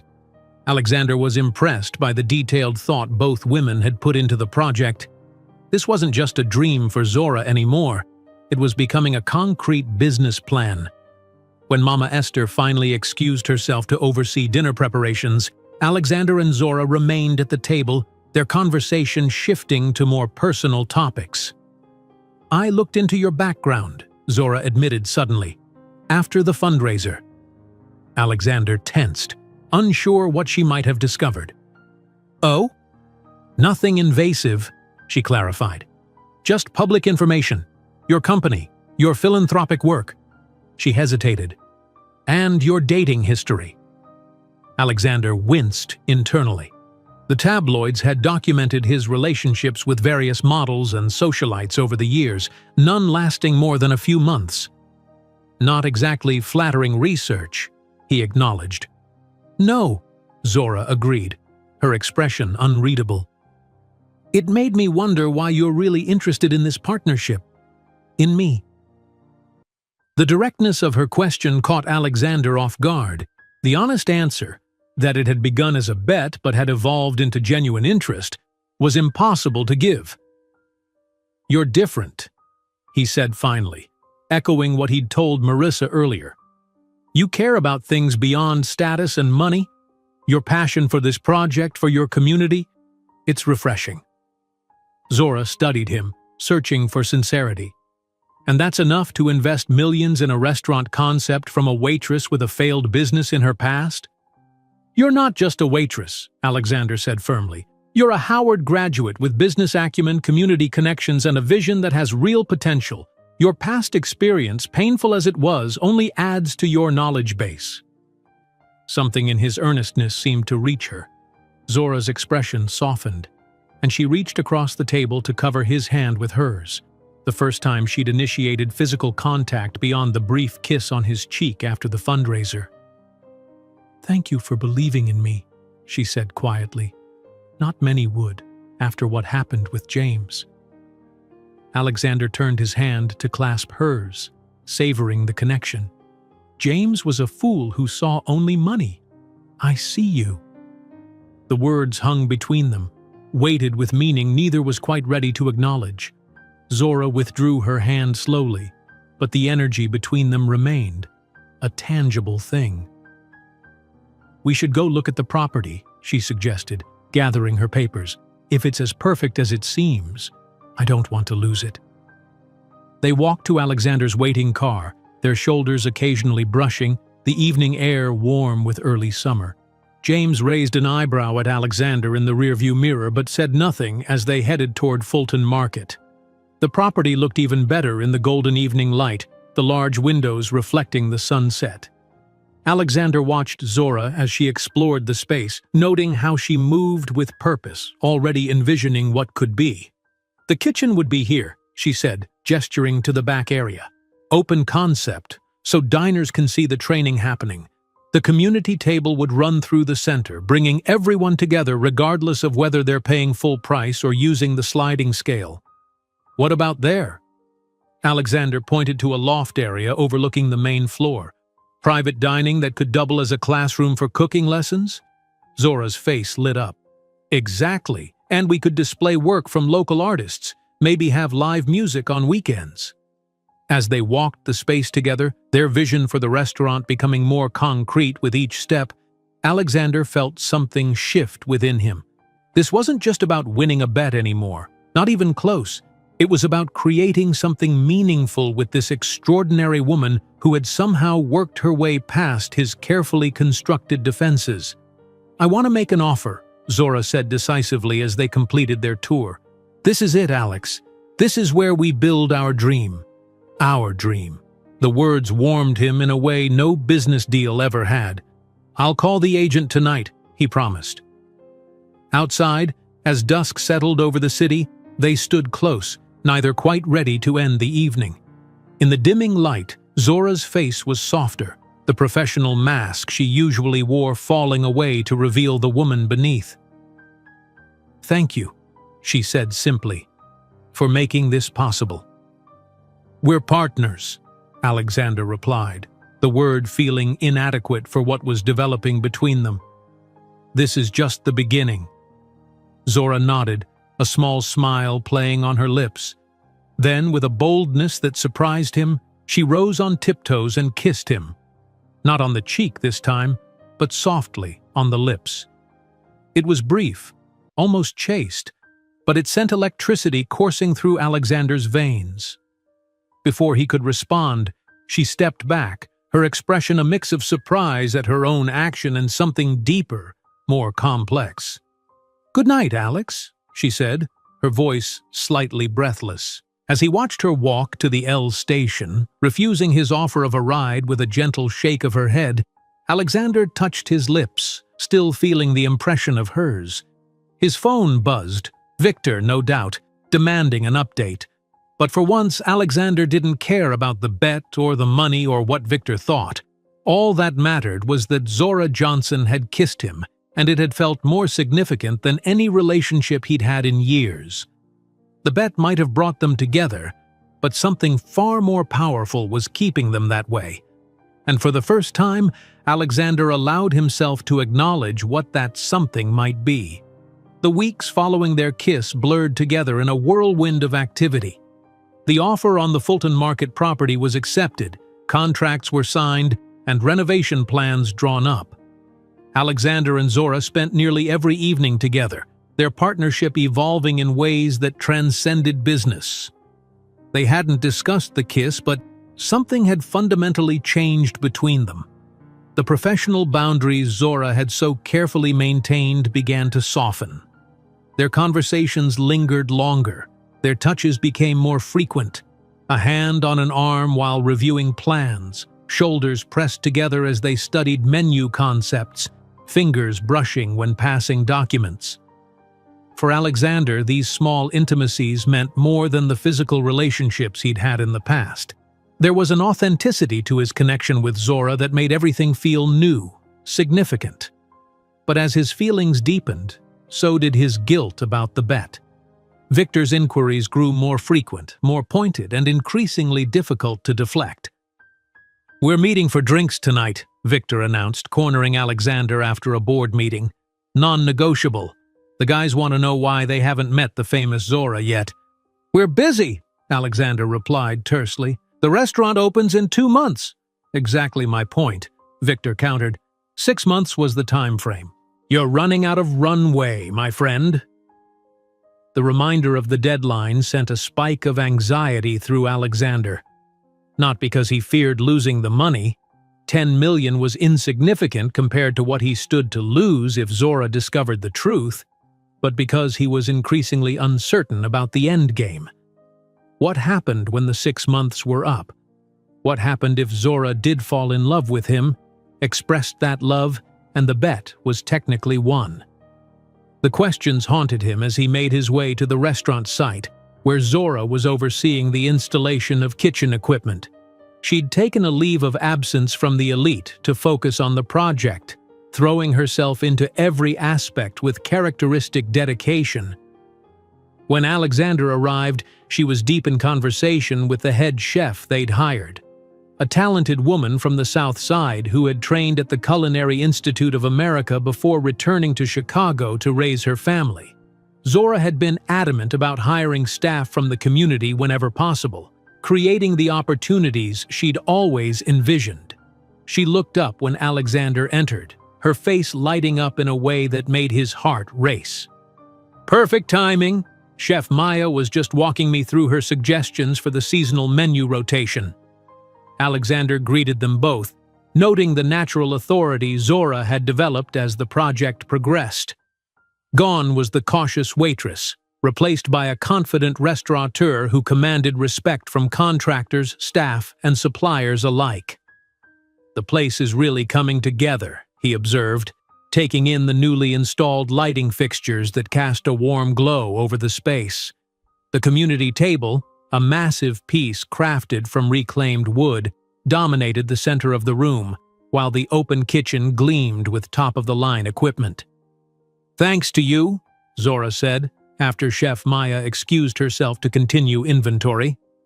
"This is all you," Alexander corrected. "I just provided capital. You're the heart and soul of this place." Zora stepped closer, her expression softening. "We're partners, remember? Equal credit." The word partners hung between them, laden with unspoken meaning. Were they still just business partners? Friends? Something more? "About that," Alexander began, knowing he needed to address Victor's demand but unsure how to do so without raising questions he couldn't answer honestly. "Some of my investors are curious about the project. They're asking to meet you." Zora raised an eyebrow. "I thought you were the sole investor." "I am," Alexander clarified quickly, "but these are people I often co-invest with. They're interested in the concept." "Victor Blackwell?"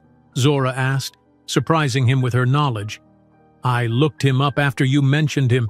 He doesn't seem the type to care about community-focused restaurants." Alexander silently cursed himself for ever mentioning Victor. "He's broadening his portfolio." Zora didn't look convinced, but she nodded slowly. "All right, when?" "Tonight?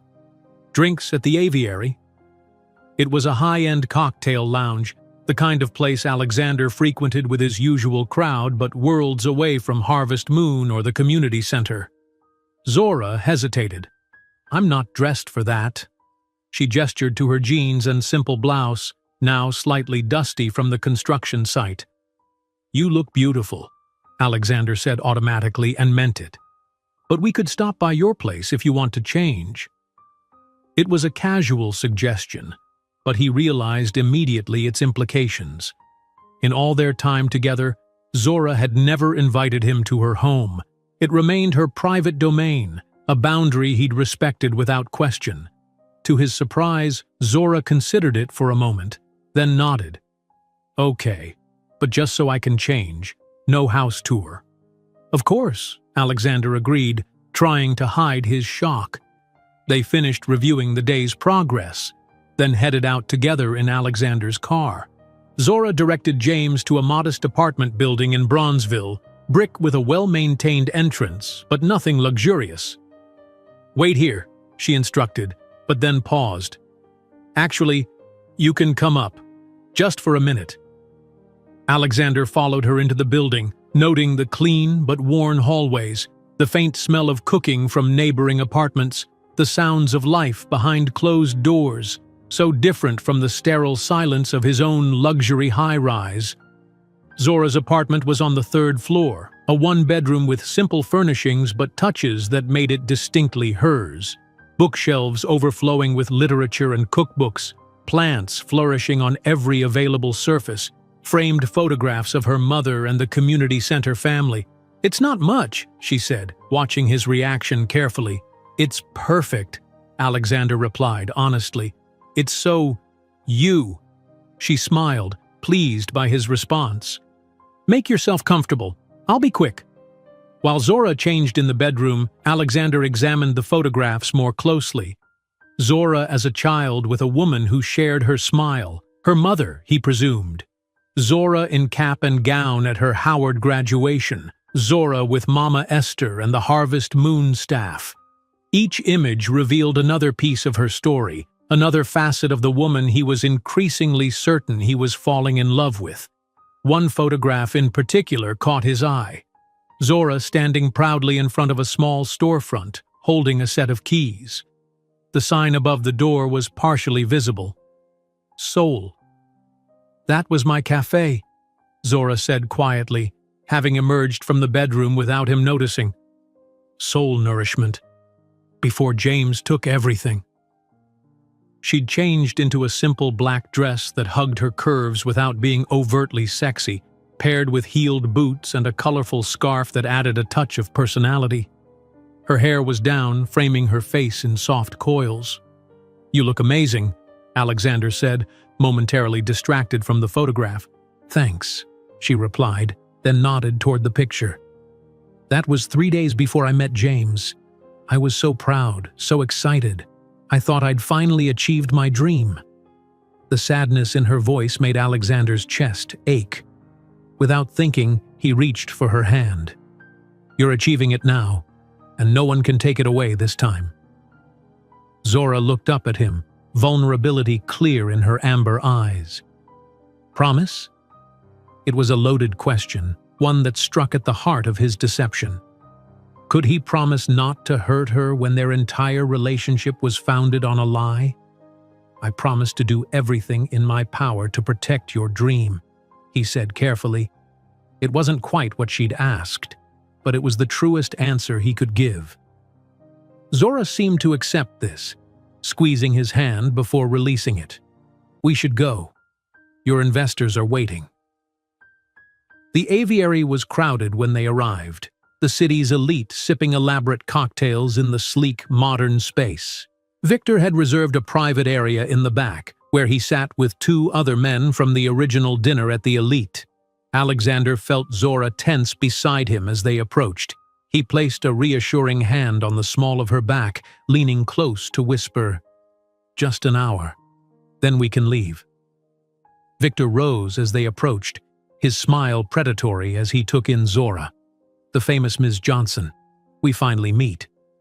"Mr. Blackwell," Zora replied coolly, extending her hand with professional courtesy. "Alexander speaks highly of you." "Does he?" Victor raised an eyebrow, shooting Alexander an amused glance. How diplomatic of him. The other men introduced themselves, both venture capitalists with whom Alexander had done business for years. They ordered drinks, and the conversation initially remained focused on the restaurant project, with Zora confidently fielding questions about the concept, staffing, and anticipated clientele. Alexander watched with pride as she handled herself with poise, unfazed by the casual displays of wealth around her or the occasionally condescending tone of Victor's questions. "So, a sliding scale payment model," Victor mused, swirling his whiskey. "Doesn't that just encourage freeloaders?" "Not at all," Zora replied evenly. "Studies show that when people are trusted to pay what they can afford, they tend to be fair. Those who can pay more often do, subsidizing those who pay less. It builds community ownership." "Fascinating perspective," Victor said, not sounding fascinated at all. "And what about your personal background? Alexander mentioned you worked at the elite, but were there other fine dining experiences that prepared you for this venture?" The subtle emphasis on personal made Alexander tense. Was Victor fishing for information about Zora's past failure? Had he discovered more than he'd let on? "I've worked in restaurants since college," Zora answered smoothly. "From family-owned places like Harvest Moon to high-end establishments like the elite. Each offered valuable lessons in different aspects of the business." She didn't mention soul nourishment or James Armstrong, and Alexander felt a surge of protective gratitude. "And how did you and Alexander meet again?" one of the other men asked, his tone deceptively casual. "I served his table at the elite," Zora said simply. "We got to talking about restaurant concepts, and here we are." "Here you are indeed," Victor echoed, his gaze shifting between them speculatively. "And how would you characterize your relationship now? Still strictly business?" Alexander opened his mouth to intervene, but Zora beat him to it. "Our relationship is evolving," she said, surprising both men with her directness, "which I'm sure is of great interest to Alexander's investment partners." The subtle sarcasm wasn't lost on Victor, whose smile tightened. "Just looking out for my friend's interests. I'm quite capable of managing my own interests," Alexander interjected, placing his hand over Zora's on the table. A clear statement. Victor's eyes narrowed at the gesture. "Evidently." The tension was broken by the arrival of more cocktails, and the conversation shifted to safer topics. But Alexander noticed Victor watching them carefully, cataloging every interaction, every casual touch, every shared glance. After the promised hour, Alexander made their excuses. Victor walked them partway to the exit, pulling Alexander aside briefly while Zora collected her coat. "She's good," Victor admitted grudgingly. "Smart, poised, not easily intimidated. I can almost see why you're so invested." "She's extraordinary," Alexander corrected, his voice low but firm. "But does she love you?" Victor pressed. "That's the question worth 10 million, remember?" The crude reminder made Alexander's jaw clench.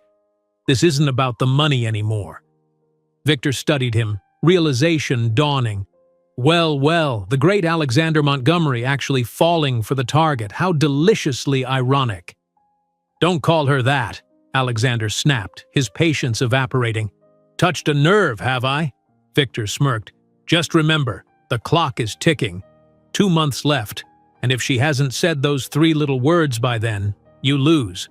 Unless—" His smile turned calculating. "You want to call off the bet? Forfeit the 10 million now?" It was a trap, and Alexander knew it.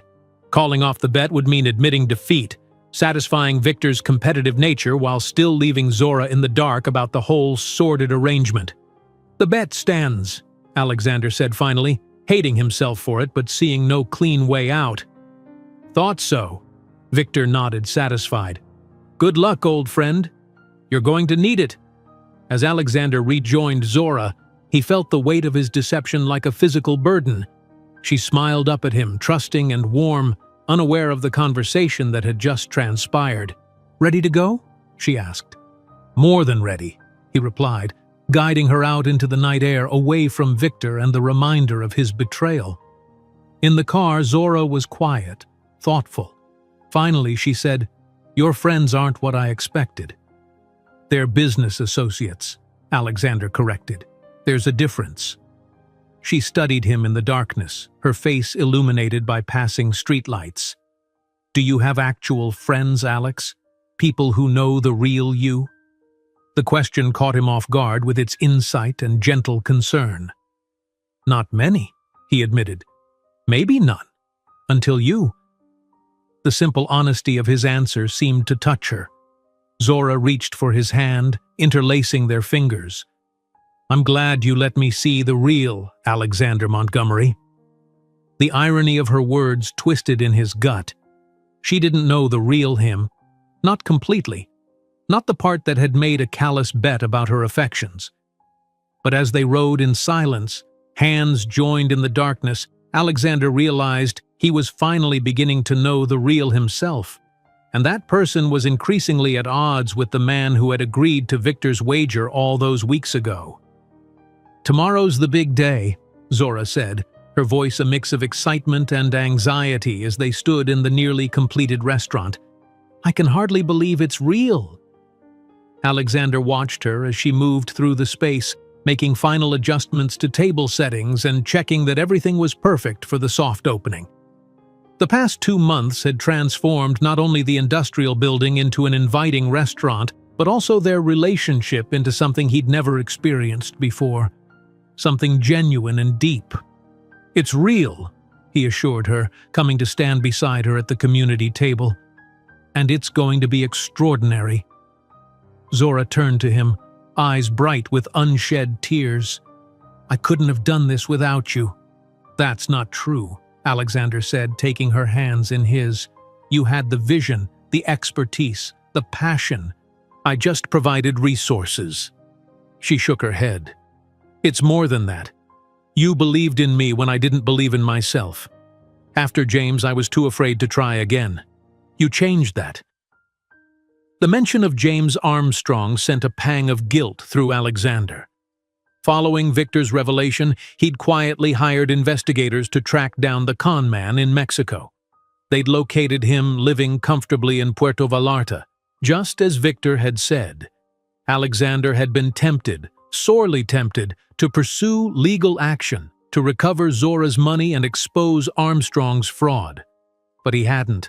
Not because it wouldn't help win the bet, but because using Zora's past pain as a manipulation tactic felt unconscionable. If Armstrong was to face justice, it would be because Zora decided to pursue it, not because Alexander orchestrated it to make himself look heroic. "You changed me too," Alexander admitted, the words coming easier than he expected. "Made me see beyond profit margins and status. Made me want to create something meaningful." Zora's smile softened as she reached up to touch his face, her palm warm against his cheek. "Who would have thought a CEO and a waitress could make such a good team?" "I think we're more than a team now," Alexander replied, his voice low and intimate. The air between them charged with possibility, with words unspoken but increasingly undeniable. Over the past weeks, their relationship had evolved organically, professional boundaries dissolving into something far more personal. They'd shared meals, dreams, pieces of their pasts, everything except the lie that had brought them together. That lie weighed heavier on Alexander with each passing day. The deadline Victor had set was approaching, just 2 weeks away now, and Alexander still had no solution to his moral quandary.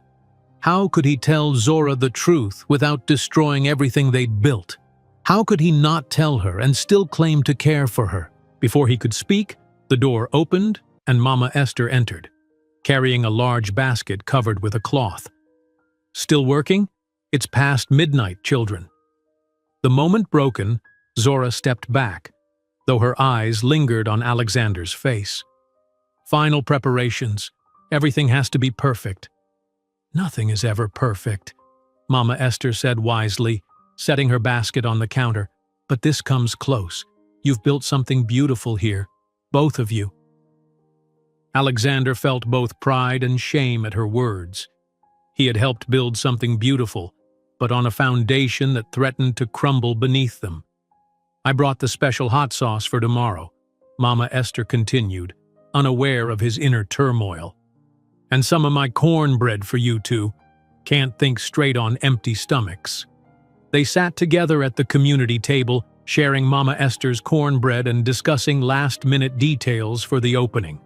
The guest list included local community leaders, food critics, potential investors for future locations, and, at Alexander's insistence despite Zora's reluctance, Victor Blackwell.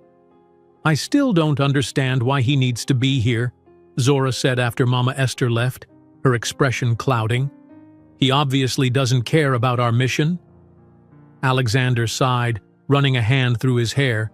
"He's complicated, but he's been part of this from the beginning, in a way." "What does that mean?" Zora asked, her perceptiveness catching the odd phrasing. "Just that he was there when I first met you," Alexander hedged. "At the elite."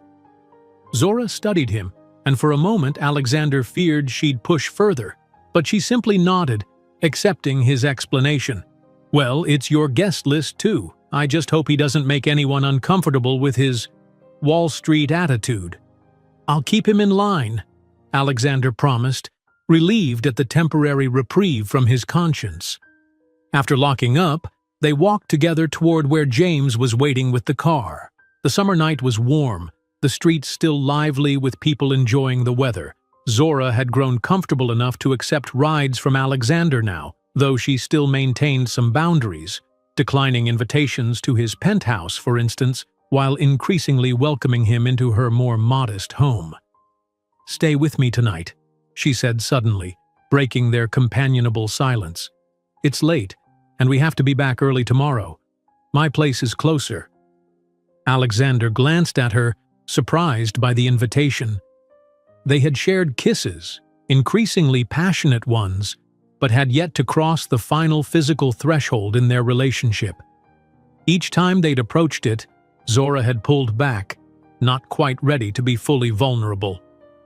"Are you sure?" he asked, not wanting to presume. Zora met his gaze steadily. "I'm sure."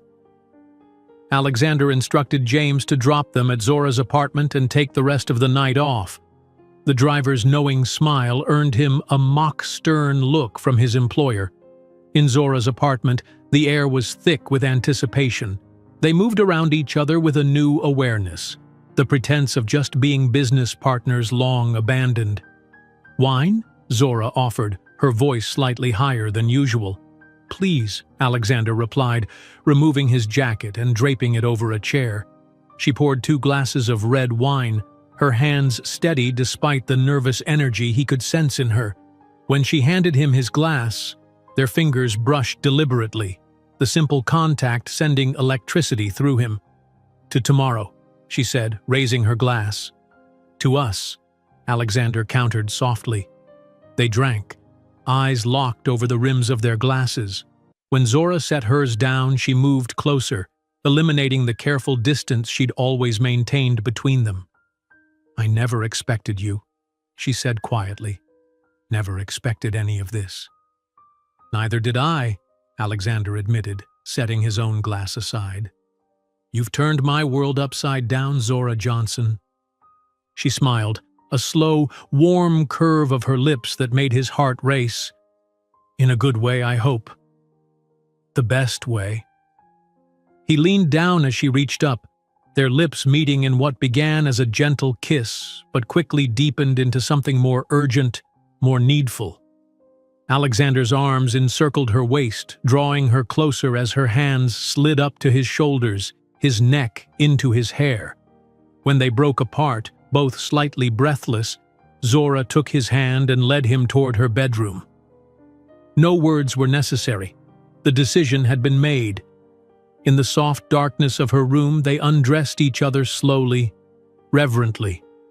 Alexander took his time, allowing Zora to set the pace, mindful of her hesitancy in past encounters. But tonight, there was no hesitation in her movements, no holding back. She wanted him as much as he wanted her. Their coming together was tender at first, then increasingly passionate as they discovered each other's bodies, each other's desires. For Alexander, it was unlike any physical experience he'd ever had, not because of any particular technique or expertise, but because of the emotional connection that underscored every touch, every kiss, every shared breath. Afterward, they lay tangled together, Zora's head resting on his chest, his fingers tracing lazy patterns on her bare shoulder. The comfortable silence between them felt significant, precious. "I've never brought anyone here," Zora admitted softly. "Not since I moved in after my mother died." Alexander tightened his arm around her, honored by the trust she was placing in him. "Thank you for letting me in." She propped herself up on one elbow to look at him, her expression serious in the dim light filtering through the curtains. "I'm not just talking about my apartment, Alex." "I know," he said, reaching up to tuck a strand of hair behind her ear. "I know what it means." Zora studied him for a long moment, then took a deep breath. "I love you." The words, spoken simply but with absolute certainty, both elated and devastated Alexander. Here was what Victor had demanded, a genuine declaration of love, uttered without prompting. The bet was technically won, but it felt like the most profound loss. "You don't have to say it back," Zora added quickly, misinterpreting his silence. "I just wanted you to know." Alexander pulled her close, his heart pounding with conflicting emotions. "I love you too," he said, the truth of it resonating through his entire being. "More than I thought possible." They kissed again, sealing the declaration, unaware of the storm gathering on the horizon. The soft opening of Solon Table began at noon the next day with a ribbon-cutting ceremony attended by local officials and community leaders. Zora, radiant in a deep blue dress that complemented her skin tone, did the honors while Alexander stood proudly beside her. The restaurant was everything they'd envisioned, warm, inviting, and buzzing with energy. The community table was already filled with a diverse group of diners, from business executives to families from the neighborhood, all sharing the experience of Chef Maya's extraordinary food. "It's perfect," Alexander murmured to Zora as they moved among the guests, greeting and thanking them for coming. "Almost," she replied, her smile intimate, meant only for him. The memory of the previous night, of whispered confessions and shared pleasure, created an invisible bond between them as they worked the room.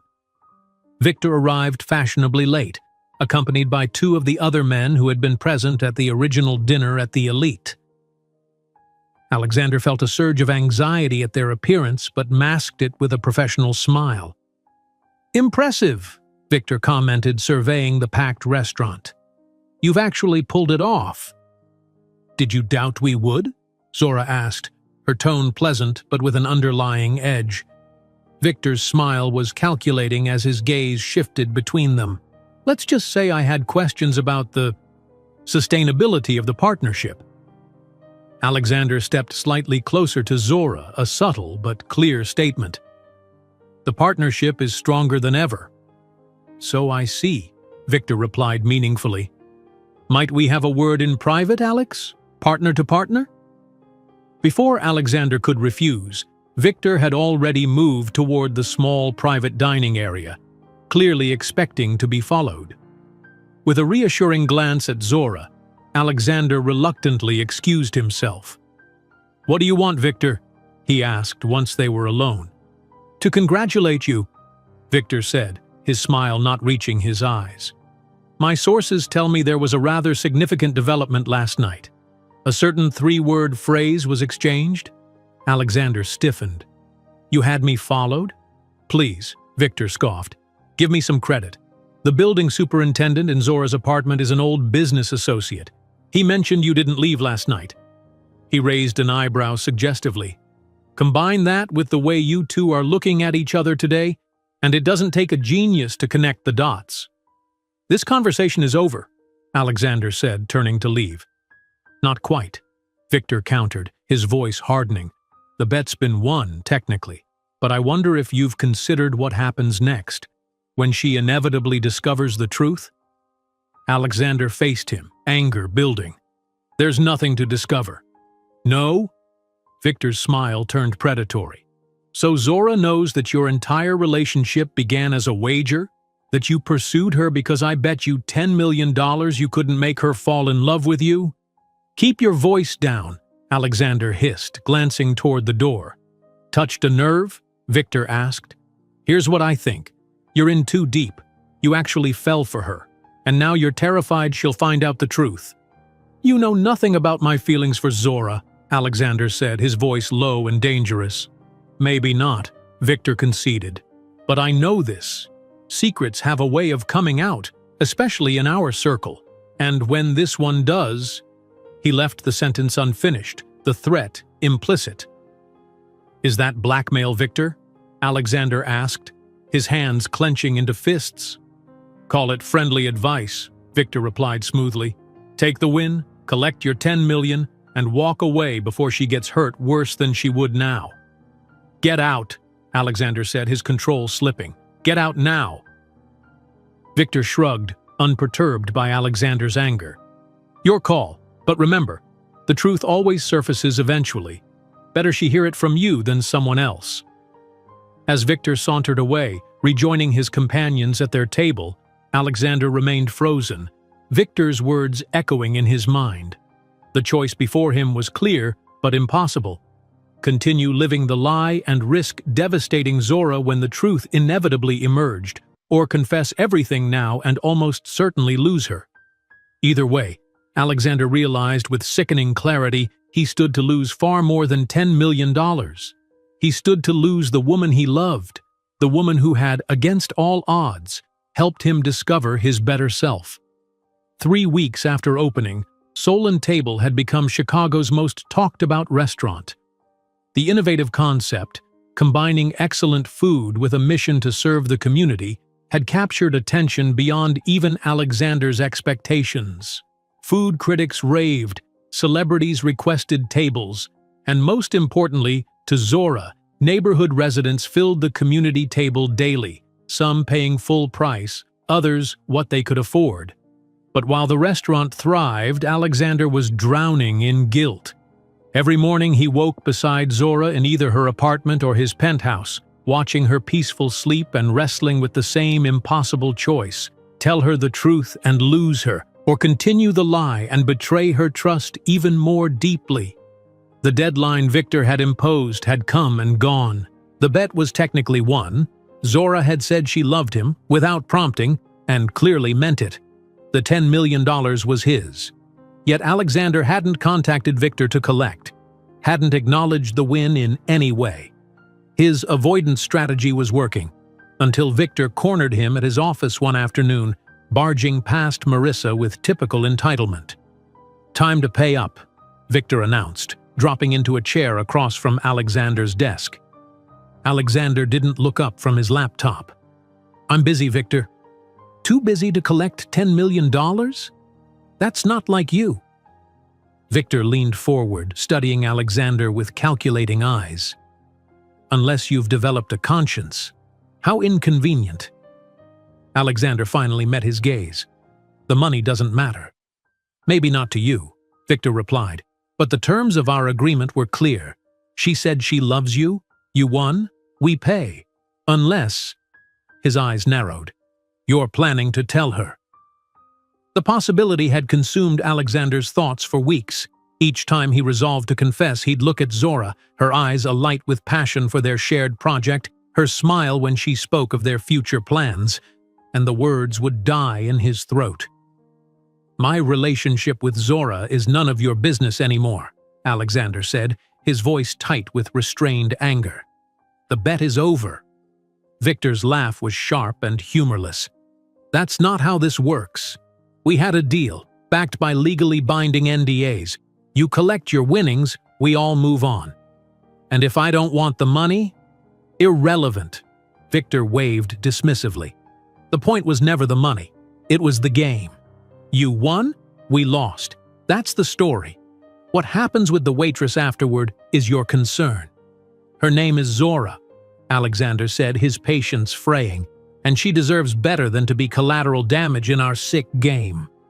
Victor studied him, genuine curiosity replacing his usual smirk.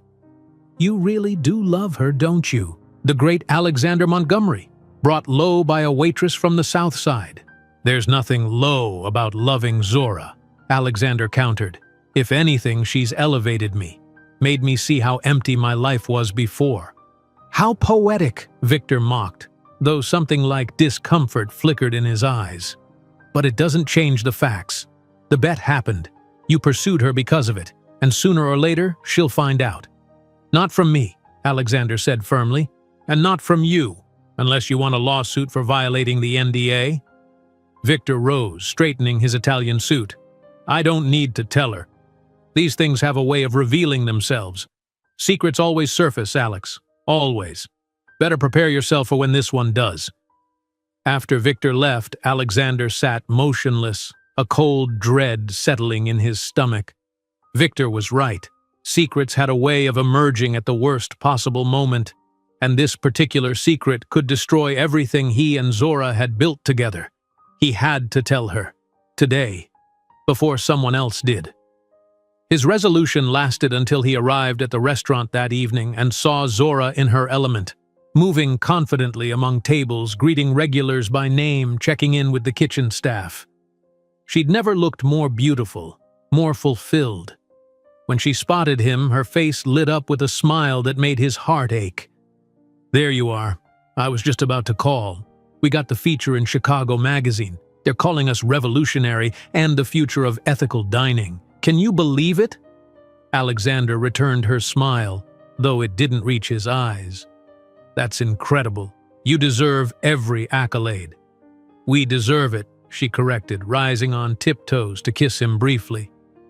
"Partner." The word twisted in his gut. Partner, equal, honest. Everything he hadn't been from the beginning. "We need to talk," he said, the words coming out more seriously than he'd intended. Zora's smile faltered. "That sounds ominous. Is everything okay?" "Not here," Alexander said, glancing around at the busy restaurant. "After closing?" She studied his face, concern replacing her joy. "You're scaring me, Alex. What's going on?" "It's complicated," he hedged. There are things we need to discuss." Before Zora could press further, Chef Maya called her to the kitchen to address an issue with a supplier. She went reluctantly, throwing a worried glance over her shoulder. Alexander moved to the bar, ordering a whiskey he didn't really want, just to occupy his hands. As he sat there, rehearsing how to tell Zora about the bet without destroying her completely, he overheard two men at a nearby high-top table. "That's him, Montgomery," one said in a stage whisper. "The guy who bet 10 million he could make the owner fall for him." Alexander froze, his blood turning to ice. "No way," the other replied, glancing over. "That can't be legal." "It's true. My brother works with Blackwell Securities. Said the whole thing was set up at some dinner months ago. Bunch of rich guys betting on whether he could get her to say, 'I love you.'" "That's messed up. Does she know?" "Doubt it. Would you stick around if you found out your relationship was based on a bet?" Alexander's hand tightened around his glass. Victor. Despite the NDA, he'd leaked the story, probably through carefully orchestrated rumors that couldn't be traced directly back to him. The bastard couldn't stand losing, even when he technically hadn't. Abandoning his drink, Alexander moved quickly to intercept the men before they could spread the rumor further within the restaurant. But as he approached their table, he saw with horror that Zora was already there, water pitcher in hand, her face a frozen mask of disbelief. She'd heard everything. Their eyes met across the room, and Alexander saw the precise moment understanding dawned, followed immediately by hurt so profound it physically pained him to witness. Without a word, Zora set down the pitcher and walked toward the kitchen, her back ramrod straight, her movements mechanical. Alexander followed, heart pounding. "Zora, wait. Please, I can explain." She didn't stop until they reached the small office off the kitchen. Once inside, she turned to face him, her expression devastatingly calm. "Is it true?" she asked, her voice barely above a whisper. Alexander could have lied, could have dismissed it as malicious gossip, bought himself time. But he was done with lies. "Yes," he admitted, the single word carrying the weight of months of deception. "But it's not that simple." $10 million, Zora cut him off, her voice eerily controlled. "That was the price? To make me fall in love with you?" "It started that way," Alexander acknowledged, hating himself with every word. "Victor made the bet that night at the Elite. But Zora, it changed. I changed. What I feel for you is real." "Is it?" she asked, finally meeting his eyes. The pain he saw there made him flinch. "How would either of us know? Everything from the moment you approached me was based on a lie." "Not everything," Alexander insisted, taking a step toward her. She backed away, maintaining the distance between them. "The restaurant, our partnership, the way I feel about you, those things are real." Zora laughed, a hollow sound devoid of humor. "Our partnership? You mean the one where you pretended to believe in my vision while using me to win a bet with your rich friends? That partnership?" "I do believe in your vision," Alexander said desperately. "Soul and table is everything we planned, everything you dreamed." "Stop!" Zora held up a hand, her composure finally cracking as tears welled in her eyes. "Just stop. I can't even look at you right now." The door opened, and Chef Maya poked her head in, concern evident on her face. "Everything okay? We've got orders backing up." Zora quickly wiped her eyes, professional mask sliding back into place. "Fine. I'll be right there." After Maya left, Zora turned back to Alexander, her expression hardening. "I need you to leave, now." "Zora, please," Alexander begged, his own eyes burning with unshed tears. "Let me explain everything. Not here, not now, but soon. When you're ready." "Ready," she repeated, voice cracking. "I trusted you.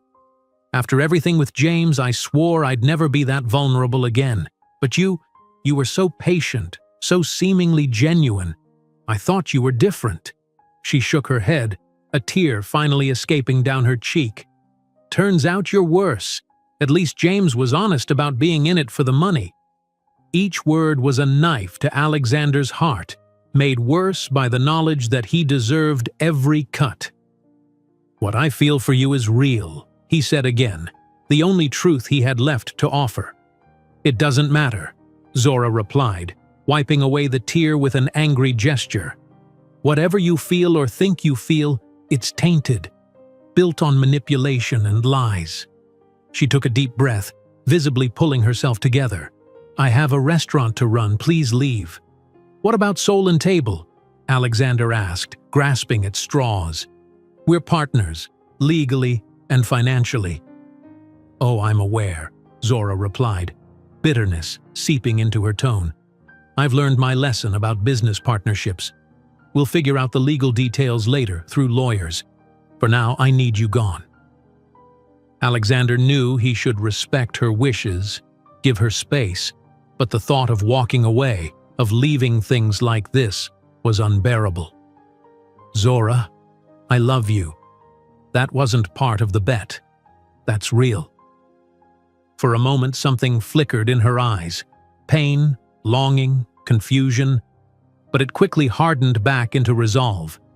"Congratulations on your $10 million, Mr. Montgomery," she said, her formal tone a deliberate barrier between them. "I hope it was worth it."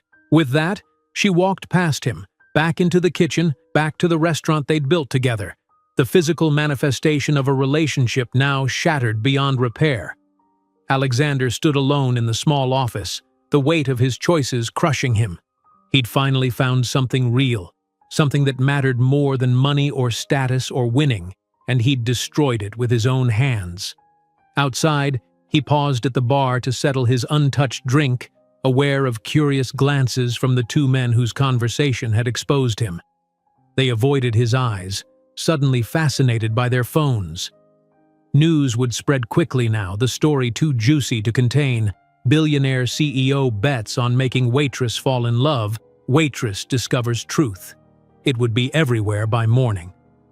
As Alexander stepped into the warm Chicago night, his phone buzzed with a text from Victor. "Heard there was a scene at the restaurant. Sorry about that. When should I transfer the winnings?" Rage boiled through Alexander. Victor had orchestrated this.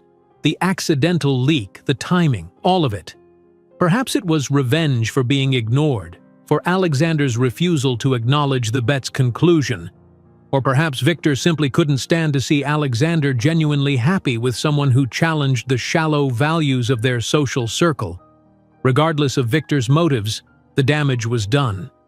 Zora knew the truth, and she wanted nothing to do with him. The restaurant they'd built together, her dream realized through his resources, was now a painful reminder of what might have been. Alexander's driver waited at the curb, face impassive as always. "Home, sir?" Alexander hesitated. His penthouse held no appeal, its sterile luxury a perfect reflection of the empty life he'd led before Zora. But where else could he go? He'd lost the only place he'd truly felt at home, by Zora's side. "Just drive," he instructed, sliding into the back seat. "Anywhere." As the car pulled away from Soul and Table, Alexander glanced back one last time. Through the window, he could see Zora moving among the tables, professional smile fixed in place, carrying on despite the pain he knew she must be feeling. She was strong, stronger than he'd ever been. She would survive this betrayal, just as she'd survived James Armstrong's theft of her savings. She would thrive, with or without him, but Alexander wasn't sure he could say the same for himself. For the first time in his life, he understood what it meant to lose something truly irreplaceable, something no amount of money could buy back. For 2 weeks, Alexander didn't go near Soul and Table. He sent a formal notice through his lawyers that Zora had full operational control of the restaurant and he would not interfere.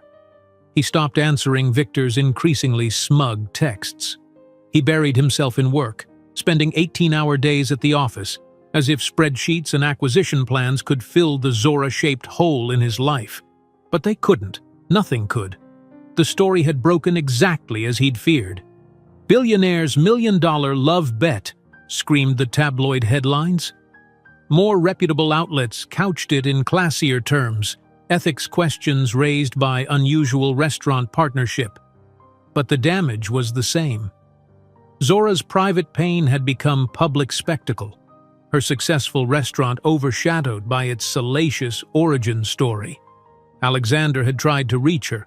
Calls, texts, even a handwritten letter delivered to her apartment, all met with silence.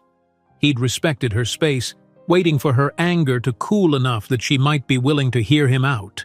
But after 2 weeks of silence, he couldn't wait any longer. Not after seeing the latest headline, Soul and Table Chef confirms owner buying out billionaire partner. Alexander stared at the article on his tablet, heart racing. Zora was trying to buy him out? With what money? The restaurant was successful, but nowhere near profitable enough yet for her to afford his half of the investment. The answer came 3 paragraphs in. Zora had found a new investor, Mama Esther's nephew, a successful surgeon who'd been quietly funding community projects for years. Together, they were offering to purchase Alexander's stake at full market value. He should have been relieved. This was the cleanest possible resolution. Zora would keep her restaurant. He would recover his investment. They could go their separate ways. It was rational, practical, fair, and completely unacceptable. Because Soul and Table wasn't just a business to Alexander anymore. It represented everything good that had come from his relationship with Zora, the values she'd taught him, the meaning she'd brought to his life, the person he'd become while loving her. Selling his stake felt like severing the last thread connecting them. In that moment, Alexander knew what he needed to do. It wouldn't win Zora back, that might be impossible now, but it might begin to make amends for the pain he'd caused. His first stop was Victor's office. "Finally!" Victor exclaimed when Alexander walked in unannounced. "I was beginning to think you'd fled the country. Come to collect your winnings at last?" Alexander didn't bother sitting. "You leaked the bet." Victor shrugged, not bothering to deny it. "I might have mentioned it to a few people who aren't known for their discretion, but I didn't violate the NDA, technically." "You deliberately destroyed my relationship." "Please," Victor scoffed. "You did that yourself the moment you agreed to the bet. I just accelerated the inevitable." Alexander studied the man he'd called a friend for over a decade, seeing him clearly for perhaps the first time. "Why? What did you gain from hurting her?" Something flickered in Victor's eyes, a brief flash of what might have been shame before his usual arrogance reasserted itself. "The bet was about you, not her. You were getting soft, forgetting who you are." "Or maybe I was discovering who I could be," Alexander countered. "Someone better than this." He gestured between them. "Better than games and bets and treating people like pawns." Victor laughed, though it sounded forced. "Listen to yourself. A few months with a waitress and suddenly you're all about moral improvement? That's not the Alexander Montgomery I know." "Maybe the Alexander Montgomery you know never really existed," Alexander replied quietly. Maybe he was just playing a role he thought he had to play. He placed a check on Victor's desk for $10 million. Victor stared at it, confusion evident. "What's this?" "I'm conceding the bet," Alexander explained. "You win, I lose." "But you didn't lose," Victor said slowly. "She said she loved you. We all heard about it." "The terms were that she had to say it and mean it," Alexander reminded him. "Given what's happened, I think we can agree she didn't mean it. Not once she knew the truth." "That wasn't part of the deal," Victor protested. "You can't change the terms retroactively." "Sue me," Alexander suggested coldly. "Explain to a judge exactly what we bet on. I'm sure that would go well for your reputation." Victor pushed the check back across the desk. "I don't want your money." "Too bad. I've already transferred the full amount to your account. You can donate it if you don't want it."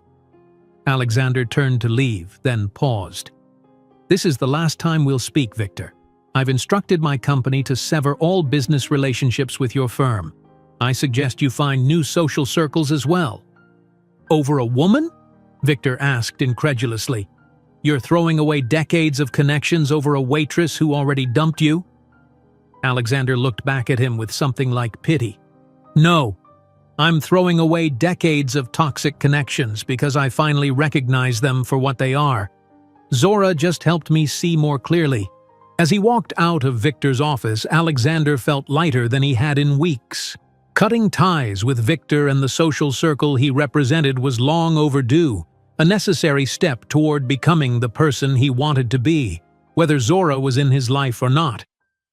His next stop was Soul and Table. Not to see Zora, he wouldn't ambush her in her workplace, but to deliver a package to the restaurant's lawyer who was expecting him. The lunch rush was in full swing when he arrived, the restaurant humming with energy and conversation. From the doorway, Alexander spotted Zora moving among the tables, stopping to chat with regulars. She looked tired, dark circles under her eyes visible even from a distance, but her smile for the patrons seemed genuine. He waited until she disappeared into the kitchen before approaching the hostess, who recognized him immediately, eyes widening. "I'm not staying," he assured her quickly. "I have an appointment with Mr. Davis." He gestured to the lawyer seated at a corner table surrounded by papers. The hostess nodded, visibly relieved she wouldn't have to navigate this awkward situation. "Of course, Mr. Montgomery." Alexander made his way to the table where Davis, a sharp-eyed man in his 50s, stood to greet him. "Mr. Montgomery, I wasn't sure you'd come." "I said I would," Alexander replied simply, taking a seat. "Do you have the buyout offer?" Davis handed him a folder containing the formal proposal. Alexander opened it, skimmed the key points, then closed it again. "I have a counter-offer," he said, placing his own envelope on the table. Davis opened it, his professional neutrality slipping as he read the document inside. "This is unexpected, but legally binding," Alexander assured him. "All the paperwork is in order." "Ms. Johnson will want to review this herself," Davis cautioned. "Of course, I wouldn't expect otherwise." Their business concluded, Alexander rose to leave, conscious that the longer he stayed, the more likely he was to encounter Zora unprepared. But as he turned toward the exit, he found his path blocked. "What are you doing here?" Zora asked, her voice carefully controlled despite the storm in her eyes. Seeing her up close after 2 weeks apart was like a physical blow. Alexander had rehearsed what he might say if they met, but now, faced with her direct gaze, the words evaporated. "I had an appointment with Mr. Davis," he managed finally, gesturing toward the lawyer, who was studying Alexander's documents with fascination. "Regarding the buyout?" Zora pressed. "Yes." She glanced at Davis, who nodded almost imperceptibly. "Step into the office," she said to Alexander. "We should talk privately." The small office held memories of their last conversation, the moment her world had shattered. Alexander remained standing, giving Zora space as she closed the door behind them. "I understand you're trying to buy me out," he began. "Yes," Zora confirmed, her expression guarded. "Mama Esther's nephew is—" "I'm not selling," Alexander interrupted. "At least not under the terms you're offering." Anger flashed across Zora's face. "You can't just—" "I'm giving you my half of the restaurant," Alexander said quickly, before she could build up steam. "No strings, no conditions, no payment required. I've signed all the necessary paperwork. Davis has it." Zora stared at him, disbelief replacing anger. "What? Soul and Table is yours, Zora. It always should have been. I'm just making that official." She shook her head, processing his words. "Why would you do that? It's worth millions." "Because it's the right thing to do," Alexander said simply. "Because I hurt you deeply, and I can't undo that. But I can ensure that the dream we built together remains yours, untainted by my presence or the circumstances that brought us together." Zora's composure wavered for the first time. "I don't understand you, Alexander, any of this." "I know," he acknowledged. and I don't expect forgiveness or a second chance. I just want you to have what you deserve, what you worked so hard to create." He moved toward the door, but Zora's next words stopped him. "The 10 million, she said. "What happened with that?" Alexander turned back. "I paid Victor, told him I lost the bet." "But you didn't," Zora pointed out, a hint of her analytical mind showing through her emotional armor. "I did say what I said. You won by the terms." "Not really," Alexander replied quietly. "The bet required you to say it and mean it. Given what happened, I think we can agree the second part wasn't fulfilled." Zora was silent for a long moment, studying him with those perceptive amber eyes that had seen through his facade from the beginning. "I did mean it," she said finally, her voice barely above a whisper. "That's what makes this so hard. I meant every word." The admission hung in the air between them, fragile and unexpected. "I meant it too," Alexander replied, equally quiet. "I still do." Zora looked away, blinking rapidly. "That doesn't change what happened." "No," Alexander agreed. "It doesn't." He gathered his courage for what he needed to say next. "Zora, I know I have no right to ask anything of you, but if you ever decide you might be willing to hear the whole story, to understand how things changed for me, I'll be waiting." He placed a business card on her desk, not his usual embossed corporate card, but a simple one with just his personal number. "No pressure," he added. "If I never hear from you again, I'll understand. Either way, Soul and Table is yours. I've also established a foundation to help fund the community programs we planned, the culinary school, the job training, all of it. It's in your name, completely separate from me. Davis has those details too." Zora looked from the card to his face, emotions warring in her expression. "You really have changed, haven't you?" "Because of you," Alexander said. "Whether we have a future or not, I'll always be grateful for that." With nothing left to say, he turned to leave, but Zora's voice stopped him again, just as his hand touched the doorknob. "Alexander." He looked back. "I'm not promising anything," she cautioned, "but I might call, someday, when I'm ready." It was more than he'd dared hope for, a tiny crack in a door he'd thought permanently closed. "I'll be here," he promised, "however long it takes." Outside the restaurant, Alexander paused on the sidewalk, allowing himself a moment to absorb what had just happened. He'd gone in expecting nothing, prepared to walk away with the knowledge that he'd at least tried to make amends. Instead, he'd been given the faintest glimmer of possibility. It might come to nothing. Zora might never call. The damage he'd done might prove irreparable. But for the first time since the truth had come out, Alexander felt something like hope. As he walked down the street, away from Soul and Table and the woman who had changed his life, he reflected on the strange journey that had brought him here. A callous bet made on a night when he'd been at his most arrogant and least authentic had led him to the most genuine relationship he'd ever known. He'd lost a fortune twice over, the 10 million to Victor and his half of the restaurant to Zora, but he'd gained something far more valuable: perspective, purpose, and the knowledge of what real love felt like, however briefly he'd experienced it. If Zora never called, he would continue becoming the better man she'd glimpsed in him. If she did, well, then he'd have the chance to prove that man wasn't just a glimpse, but a reality. Either way, Alexander Montgomery was no longer the person who had walked into the elite all those months ago, looking at a waitress and seeing only a bet to be won. That man was gone, transformed by love and loss and the painful wisdom that comes from both. The $10 million bet had cost him everything, and it had been worth every penny. If you enjoyed today's video, I'm sure you'll love the next one. Don't waste time. Just click on the screen.